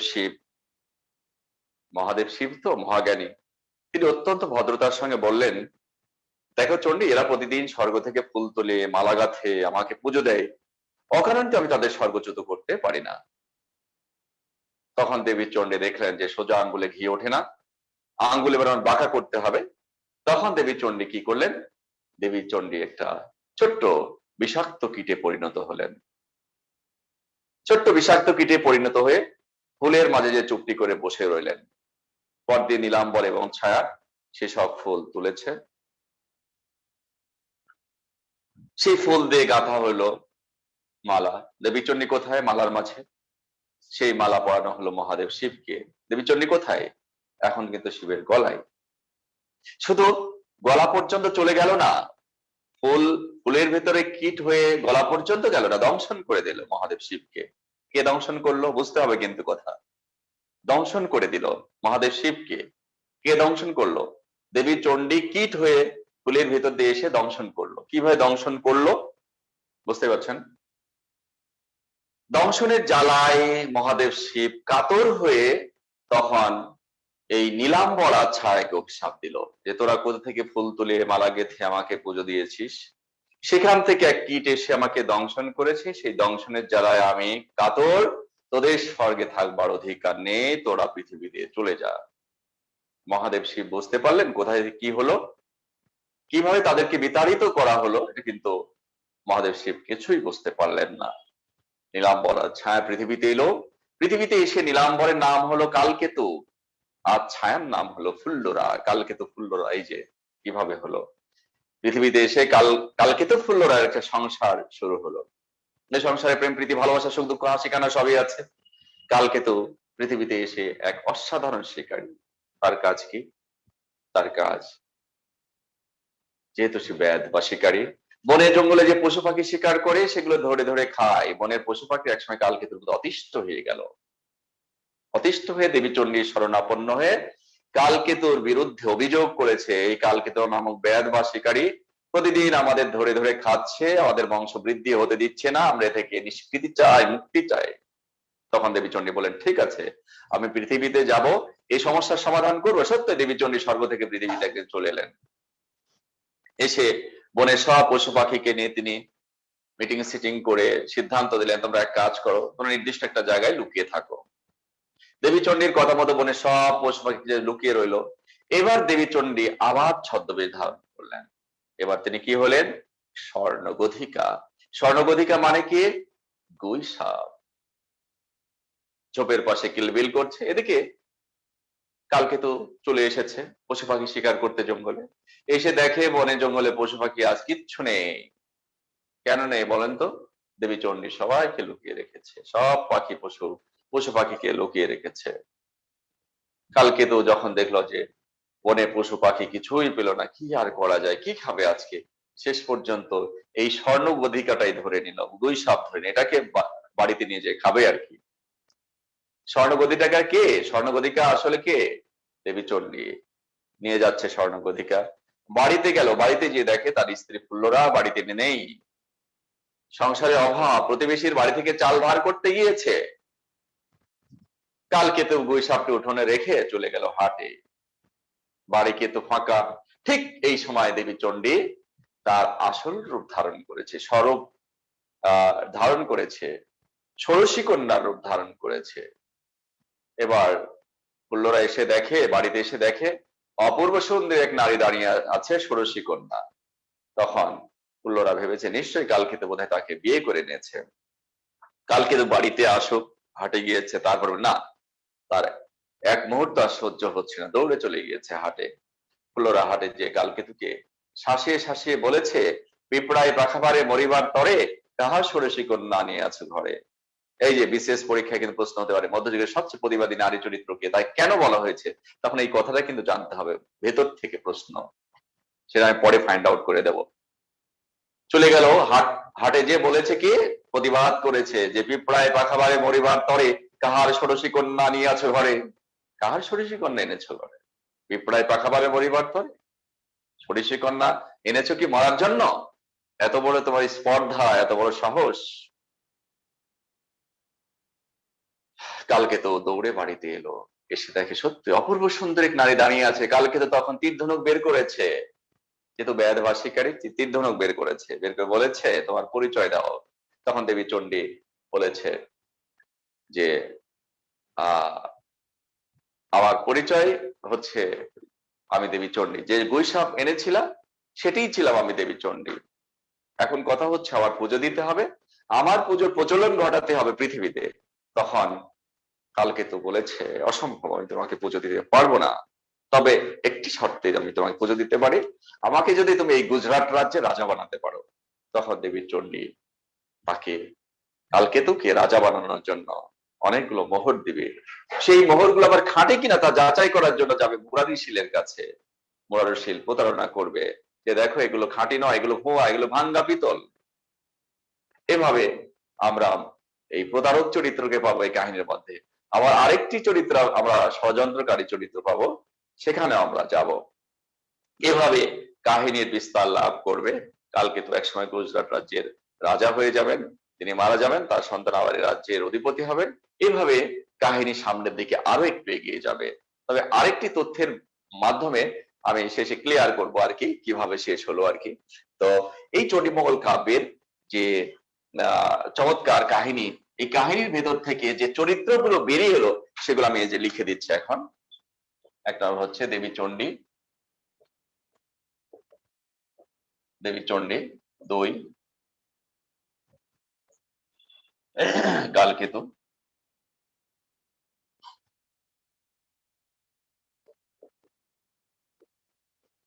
স্বর্গীয় নাম,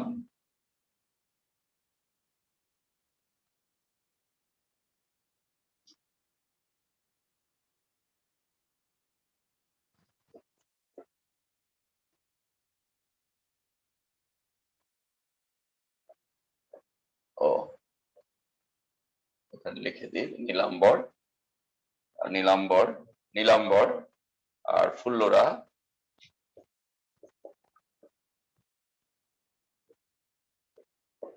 স্বর্গীয় নাম হচ্ছে ছায়া, ছায়া। 4 নম্বর হচ্ছে মুরারিশিল। মুরারিশিল এটা হচ্ছে প্রতারক চরিত্র। প্রতারক প্রতারক চরিত্র। 5 নম্বর হচ্ছে ভারু দত্ত। ভারু দত্ত হচ্ছে ষড়যন্ত্রকারী।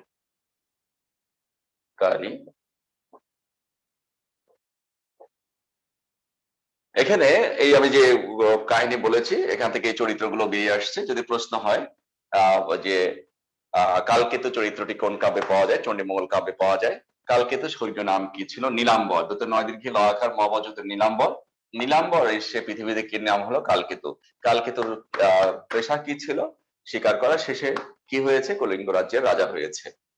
কালকেতুর স্ত্রীর নাম কি? ফুল্লরা। ফুল্লরা স্বর্গীয় নাম ছিল কি? ছায়া। ছায়ার স্বামীকে নীলাম্বর। ঠিক আছে। আর মধ্যযুগের সবচেয়ে প্রতিবাদী নারী চরিত্র কোনটি? ফুল্লরা। প্রশ্ন ফুল্লরা। তারপরে ফুল্লরার প্রতিবাদী সেই কথাটি কি? পিঁপড়ায় পাখা বাড়ে মরিবার তরে, কাহার ষোড়শী কন্যা আনিয়াছে ঘরে। মধ্যযুগের সবচেয়ে প্রতারক চরিত্র কে? এই মুরারিশিল। মধ্যযুগের সবচেয়ে ষড়যন্ত্রকারী চরিত্র কোনটি? ভারু দত্ত। এই যে এগুলো হচ্ছে প্রিলির কোশ্চেন। আর রিটেন কোশ্চেন কি? যে কালকেতুর পরিচয় দিন, ফুল্লরার পরিচয় দিন। প্রশ্ন হতে পারে মধ্যযুগের সবচেয়ে প্রতিবাদী নারী চরিত্রকে, তাকে কেন প্রতিবাদী নারী চরিত্র বলা হয়েছে? তাহলে ওই যে কাহিনীর ভেতর দিয়ে তার যে প্রতিবাদ, পিঁপড়ায় পাখা বাড়ে মরিবার তরে, কাহার ষোড়শী কন্যা আনিয়াছো ঘরে, এটা ব্যাখ্যা করলে কিন্তু উত্তরটা পাওয়া যাবে। মুরারিশিল, প্রিলির কোশ্চেন মুরারিশিল মধ্যযুগের সবচেয়ে প্রতারক চরিত্র কে? মুরারিশিল। কিন্তু লিখিত কোশ্চেন তাকে কেন প্রতারক চরিত্র বলা হয়েছে? তখন ওই যে কাহিনীটা বলবেন যে দেবী চণ্ডী যখন কালকেতুকে অনেকগুলো মোহর দিল, সেই মোহরগুলো খাঁটি কিনা তা যাচাই করার জন্য মুরারিশিলের কাছে যায়। তখন মুরারিশিল প্রতারণা করে যে এগুলো হচ্ছে ভাঙা পিতল, এগুলো ভুয়া। এবার প্রতারণা করতে চেয়েছে বলে তাকে প্রতারক চরিত্র বলা হয়েছে। আর ভারু দত্ত ষড়যন্ত্রকারী চরিত্র। প্রিলির কোশ্চেন, রিটেন কেন ষড়যন্ত্রকারী চরিত্র? যখন কালকেতু দেবী চণ্ডীর অনুগ্রহে গুজরাট রাজ্যের রাজা হয়ে যাবেন, তখন এই ভারু দত্ত এই গুজরাট রাজ্যের প্রধানমন্ত্রী হওয়ার জন্য নানান রকম ষড়যন্ত্র করলে কালকেতু তার মাথার চুল কেটে মাথায় ঘোল ঢেলে রাজ্য থেকে বিতাড়িত করলে কলিঙ্গ রাজ্যে আশ্রয় নেয়। ওই কলিঙ্গ রাজ্যের রাজাকে সে আবার উস্কে দেয় কালকেতুর বিরুদ্ধে, যে বলে যে কোনো সময় কালকেতু তোমার এই রাজ্য দখল করে নিতে পারে, সে খুব খারাপ, দখল করে নিতে পারে। তখন কলিঙ্গ রাজ্যের রাজা এসে কালকেতুর এই রাজ্য দখল করে নেয় আর কি, গুজরাট রাজ্য দখল করে নিলে তখন দেবী চণ্ডী আবার ওই কলিঙ্গ রাজ্যের রাজাকে স্বপ্নে দেখায় যে দেখো আমি এই কালকেতুকে যে গুজরাট রাজ্য দিয়েছে তা অনুগ্রহ করে দিয়েছি, এটি তুমি দখল করতে পারো না, তাকে ফিরিয়ে দাও। তখন তাকে এই রাজ্য ফিরিয়ে দেওয়া হয়েছে। এই ঘটনার ভেতর দিয়েই কিন্তু ভারু দত্তের ষড়যন্ত্র প্রস্ফুটিত হয়েছে।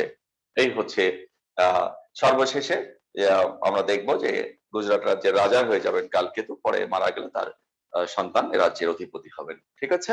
এই ছিল হচ্ছে চণ্ডীমঙ্গল কাব্যের কাহিনীর ভেতর থেকে কিভাবে প্রশ্নগুলো হতে পারে এবং রিটেনেও কিভাবে এখান থেকে উত্তরগুলো লেখা যায় সেগুলোকে আমি হিন্টস দিয়ে দিলাম। ঠিক আছে।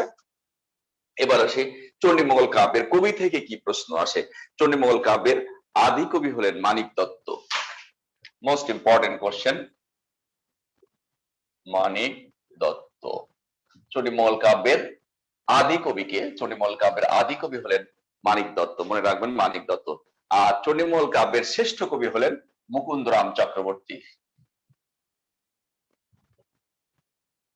মুকুন্দরাম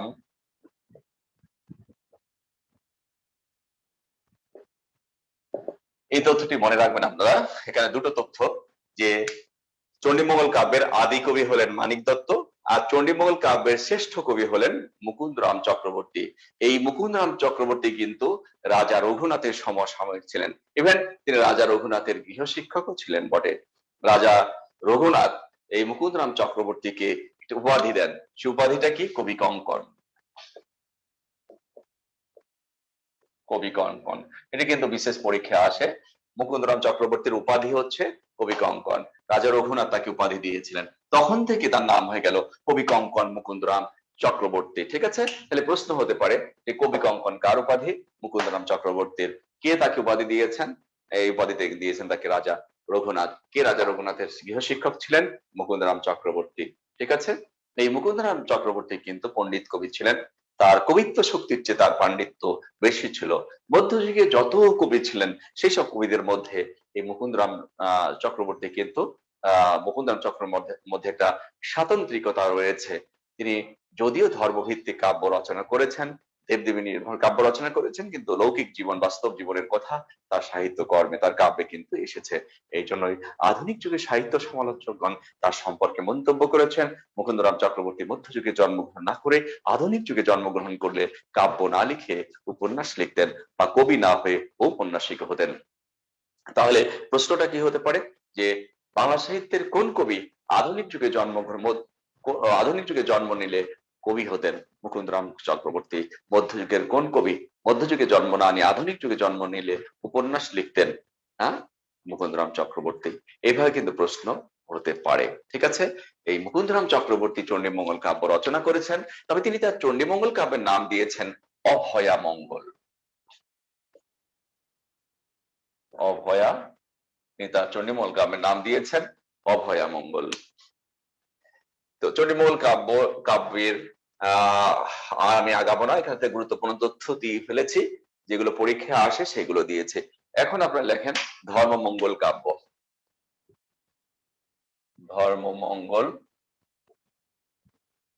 কাব্য লেখেন। 1 মিনিট, আমি আসছি, 1 মিনিট। ধর্মকাব্য লিখুন সবাই।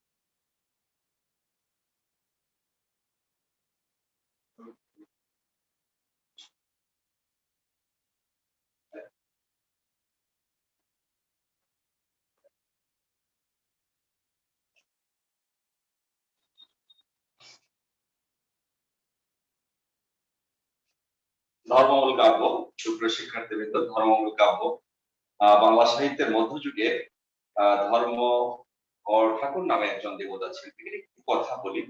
পুরো মধ্যযুগ জুড়ে কিন্তু দেবীদের রমরমা একটা অবস্থা ছিল, নৃত্য কর্তৃত্ব দৌরাত্ম অধিকার যা বলেন। বাংলা সাহিত্যের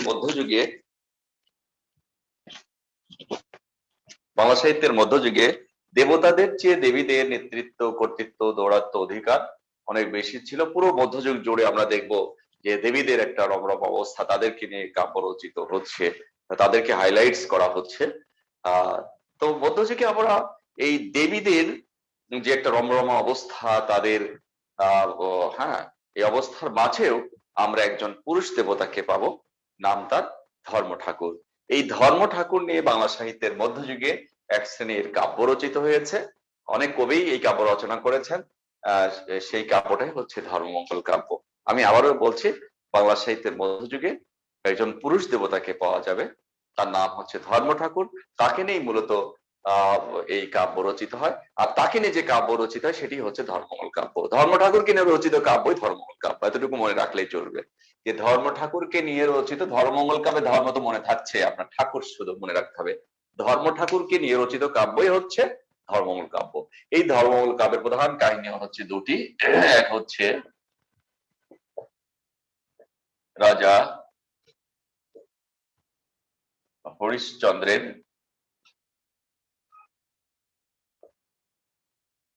হরিশ্চন্দ্রের কাহিনী, দুটোই রশ্মিকার কাহিনী বানানে। রাজা হরিশ্চন্দ্রের কাহিনী, 2 নম্বর হচ্ছে লাউ সেনের কাহিনী।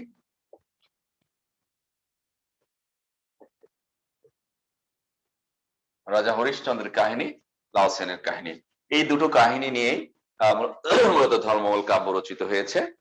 ধর্মমূল কাব্যের কাহিনী একদম সংক্ষেপে আমি বলে দিচ্ছি। রাজা হরিশ্চন্দ্রের কাহিনীটা হচ্ছে এমন যে বাংলা সাহিত্যের মধ্যযুগে, একটু আগে আমি যেটা বলেছি যে একজন পুরুষ দেবতা ছিলেন, নাম তার ধর্ম ঠাকুর। তাকে পুজো দিয়েছে হিন্দু নিম্ন শ্রেণীর ডোমরা। তাকে পুজো দেওয়ার উদ্দেশ্য কি ছিল? তাকে পুজো দেওয়ার উদ্দেশ্য ছিল যে তাকে পুজো দিয়ে তুষ্ট করতে পারলে সন্তান লাভ করা যায়। যেখানে বাংলা সাহিত্যের মধ্যযুগে তাকে উন্মুক্ত মাঠের মধ্যে তাকে পুজো দেওয়া হতো। মদ, সাদা মোরগ, পায়রা, ছাগল, শুকুর, এগুলোতে উন্মুক্ত মাঠের মধ্যে তাকে পুজো দেওয়া হতো। তার কোনো প্রতিকৃতি কিন্তু ছিল না। তো এবং তারা পুজো দিয়েছে, সন্তান লাভ করেছে, এই ধর্ম বিশ্বাস। এই সময় হরিশ্চন্দ্র নামে এক রাজা ছিলেন, তিনি নিঃসন্তান ছিলেন। তিনি সন্তান লাভের আশায় সেই রাজপ্রাসাদ থেকে ধুলার ধরণীতে নেমে আসলেন এবং যথারীতি মদ, সাদা মোরগ, পায়রা, ছাগল, শুকুর এগুলো পুজো দিয়ে ধর্ম ঠাকুরকে তুষ্ট করলেন। ধর্ম ঠাকুর বলে দিলেন রাজা হরিশ্চন্দ্রকে, তোমার কিন্তু একটা পরীক্ষার সম্মুখীন হতে হবে। যাই হোক, রাজা হরিশ্চন্দ্র সস্ত্রীক রাজপ্রাসাদে ফিরে এলেন এবং যথাসময়ে রাজপ্রাসাদ আলোকিত করে সেই রাজপুত্রের জন্ম হলো। রাজপুত্র বড় হলো। এবার একদিন এই ধর্ম ঠাকুর সন্ন্যাস বেশে রাজপ্রাসাদে এলেন। এসে রাজাকে বললেন, তোমার এই সন্তানকে বলি দাও, তার মাংস টুকরো টুকরো করো, রান্না করো, আমি বসলাম ভক্ষণ করে যাব। তখন রাজা হরিশ্চন্দ্র বুঝতে পারলেন যে তার পরীক্ষা শুরু হয়েছে। এটা বুঝতে পেরে তিনি তার সন্তানকে বলি দিলেন। বলি দিলে তার পরীক্ষা শেষ হয়ে গেল। এই ঘটনাটি কিন্তু এখানে আছে, সংক্ষেপে বলেছি। আর লাউ সেনের কাহিনী হচ্ছে রাজপুত্র লাউ সেনের যুদ্ধের কথা আছে এখানে। অনেক যুদ্ধের বড় বর্ণনা আছে। একসময় সে এক রাজকন্যাকে তুলে নিয়ে আসবে। রাজকন্যাকে যখন রাখবে তখন তার মনটা খারাপ থাকবে। তখন রাজকন্যার মন ভালো করার জন্য তার যেসব সখী ছিল সেই রাজপ্রাসাদে, সেই সখীদেরকে যুদ্ধ করে তুলে নিয়ে আসবে। এই সমস্ত যুদ্ধের কাহিনী আছে। মূলত এই দুটো কাহিনী নিয়ে ধর্মমঙ্গল কাব্য রচিত হয়েছে। ধর্মমঙ্গল কাব্যের থেকে যে প্রশ্নটি বারবার আসে যে ধর্মমঙ্গল কাব্যের অনেক কবি আছেন, তবে প্রশ্নটা আসে হচ্ছে, লিখে নেন সব, ময়ূর ভট্ট। এছাড়া অখিলচন্দ চক্রবর্তী, অখারাম চক্রবর্তী নামে আরো কবি আছেন। তবে এই প্রশ্নটি কিন্তু আসে যে ধর্মমঙ্গল কাব্যের আদি কবি কে? ময়ূর ভট্ট। ম অন্তস্থ দীর্ঘকার ময়ূর, ভ টট যুক্ত ভট্ট, ময়ূর ভট্ট। এই প্রশ্নটি কিন্তু বিসিএস সহ বিভিন্ন প্রতিযোগিতামূলক পরীক্ষা আসছে যে ধর্মমঙ্গল কাব্যের আদি কবি কে? ময়ূর ভট্ট। ক্লিয়ার? ধর্মমঙ্গল কাব্য আমি শেষ করে দিলাম। এখান থেকে যতটুকু আসে পরীক্ষায় ততটুকু। এবার মধ্যযুগে সর্বশেষ কাব্যের নাম হচ্ছে অন্নদামঙ্গল কাব্য।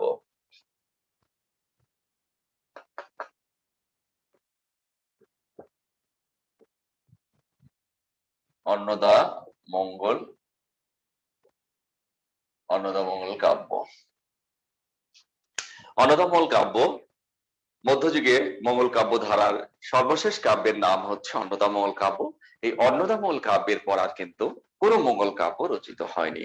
মধ্যযুগে যত মঙ্গল কাব্য রচিত হয়েছে সব মঙ্গল কাব্যের কবি অধিক সংখ্যক থাকলেও এই অন্নদামঙ্গল কাব্যের একক কবি কিন্তু ভারতচন্দ্র। কবি ভারতচন্দ্র নবদ্বীপের রাজা কৃষ্ণচন্দ্রের সভাকবি ছিলেন। তিনি সভাকবি ছিলেন নবদ্বীপের রাজা কৃষ্ণচন্দ্রের। তবে কৃষ্ণচন্দ্র অত্যাচারী রাজা ছিলেন। তিনি প্রজা সাধারণের উপর নানান রকম অত্যাচার চালাতেন, কিন্তু কবির প্রতি তিনি ছিলেন দয়াশীল। তিনি রাজসভার কবি ছিলেন এবং তাকে নাগরিক কবিও কিন্তু বলা হয়ে থাকে ভারতচন্দ্রকে।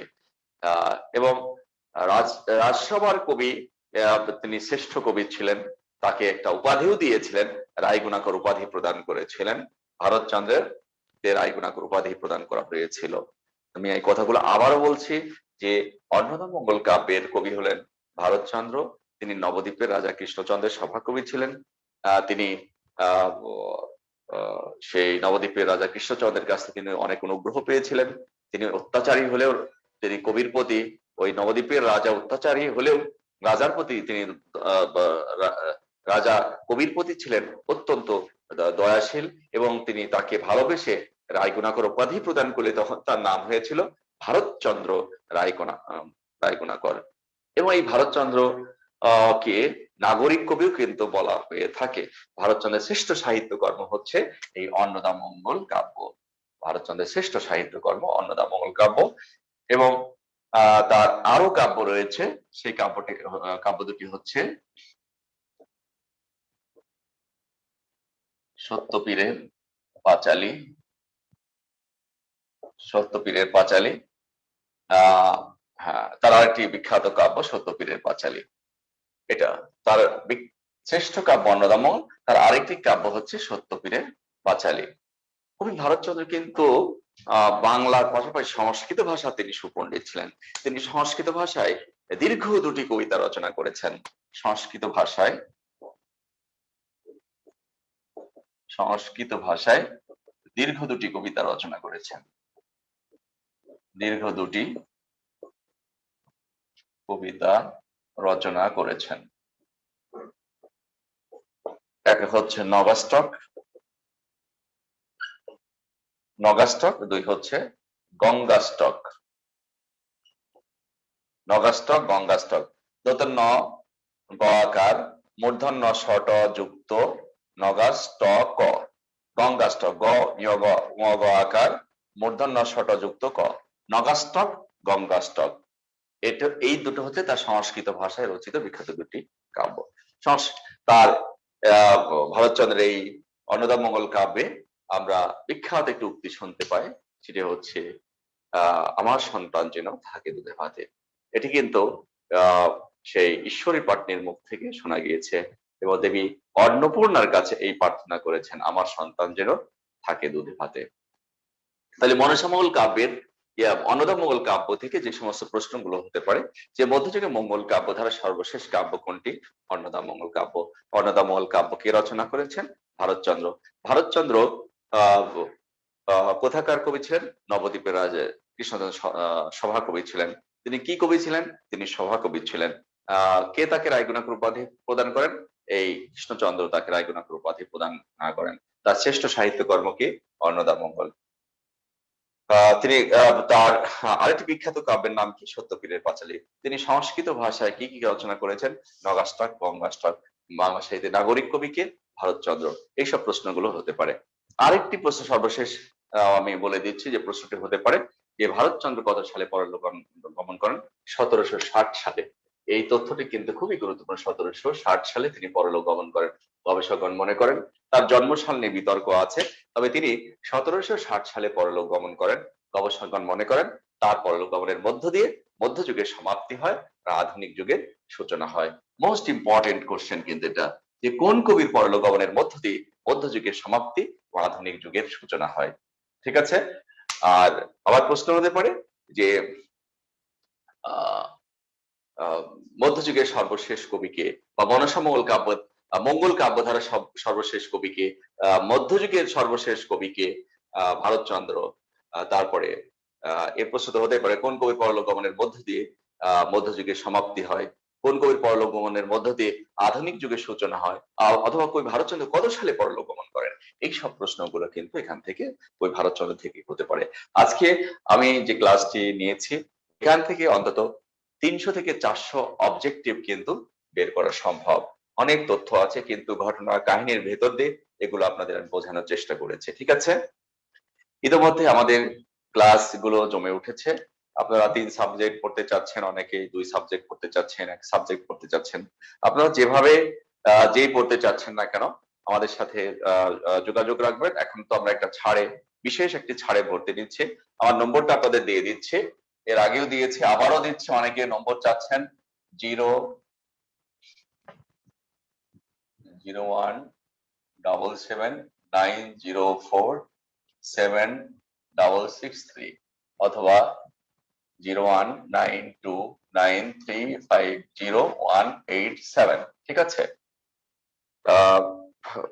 আরেকটি কথা বলি আপনাদের, যারা আপনারা ভর্তি হয়ে গেছেন তারা তাদের মাধ্যম দিয়ে যদি একজন স্টুডেন্ট ভর্তি হয় আমাকে ইনফর্ম করলে, এখন আপনাদের মাধ্যমে একজন স্টুডেন্ট ভর্তি করলে আমি বিশেষ উপযোগী একটা বই পাঠাবো। আপনার মাধ্যমে যদি 5 জন স্টুডেন্ট ভর্তি হয় 5টি বই, সর্বোচ্চ 10 জন ভর্তি হলে 10টি বই আপনার ঠিকানায় পৌঁছে যাবে। যদি ঢাকার মধ্যে থাকেন তাহলে আমাদের অফিসে এসে আমার সাথে যোগাযোগ করে নিতে পারবেন, এবং ঢাকার বাইরে যদি কেউ থাকেন সেক্ষেত্রে আমরা কিন্তু পাঠিয়ে দেবো, ঠিক আছে।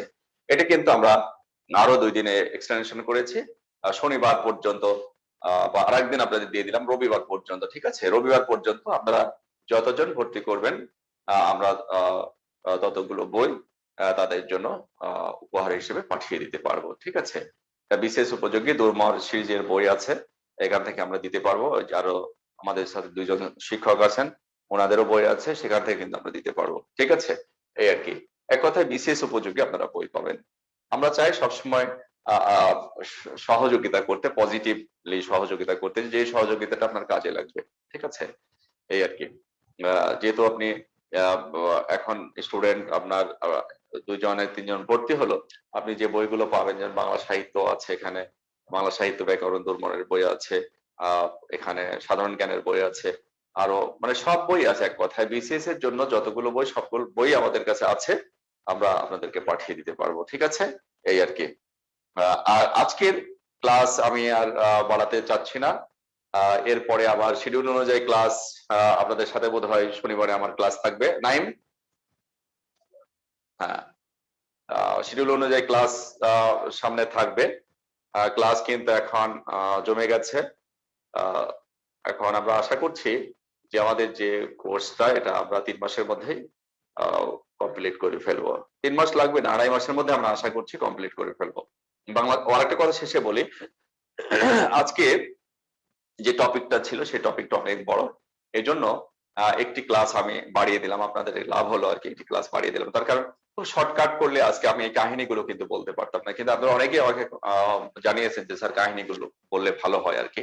কাহিনী না বললে হয়তো শেষ হয়ে যেত, যেহেতু কাহিনীগুলো বলেছি এই জন্য এই মধ্যযুগে আরো যে 2টো টপিক আছে, এই 2টো টপিক আর একটা ক্লাস আমি শেষ করব। শেষ করার পরে এখানে একটা পিডিএফ কপি দেওয়ার চেষ্টা করব, তারপর আমরা ব্যাকরণের দিকে আবার আগাবো।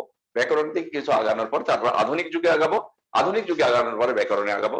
এভাবে আমরা 4টা ধাপে আমরা কোর্সটা কমপ্লিট করে ফেলবো। বাংলা সাহিত্য ব্যাকরণ কোর্স কমপ্লিট, সাহিত্যটা আগাবো, তারপর ব্যাকরণটা আগাবো, তারপর আবার সাহিত্যে আসবো, আবার শেষে যে ব্যাকরণ দিয়ে আমরা শেষ করব, ঠিক আছে। এই আর কি।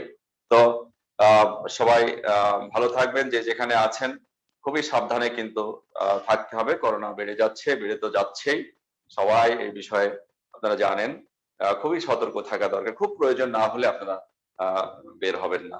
আমার জন্য আপনারা দোয়া করবেন, আপনাদের সবার জন্য দোয়া থাকলে আপনারা সুস্থ থাকেন, যে যেখানে থাকেন সুস্থ থাকেন, এবং আপনারা যে প্রত্যাশা করে আমার এবং আমাদের কাছে এসেছেন সেই প্রত্যাশাটা যেন আপনার পূরণ হয়। বিশেষ বিষয় যে কোনো বিষয় আপনি জানতে চাইলে আমার ইনবক্সে ঢুকে আমাকে কোশ্চেন করতে পারেন, অথবা ফোন দিতে পারেন। যে কোনো বিষয়ে কথা বলার জন্য, পড়াশোনার বিষয় নিয়ে যে কোনো বিষয়ে আপনি কথা বলতে পারবেন, ঠিক আছে। তো আজকে এখানে শেষ করছি। আল্লাহ হাফেজ, আসসালামু আলাইকুম রহমতুল্লাহি ওয়া বারাকাতুহু।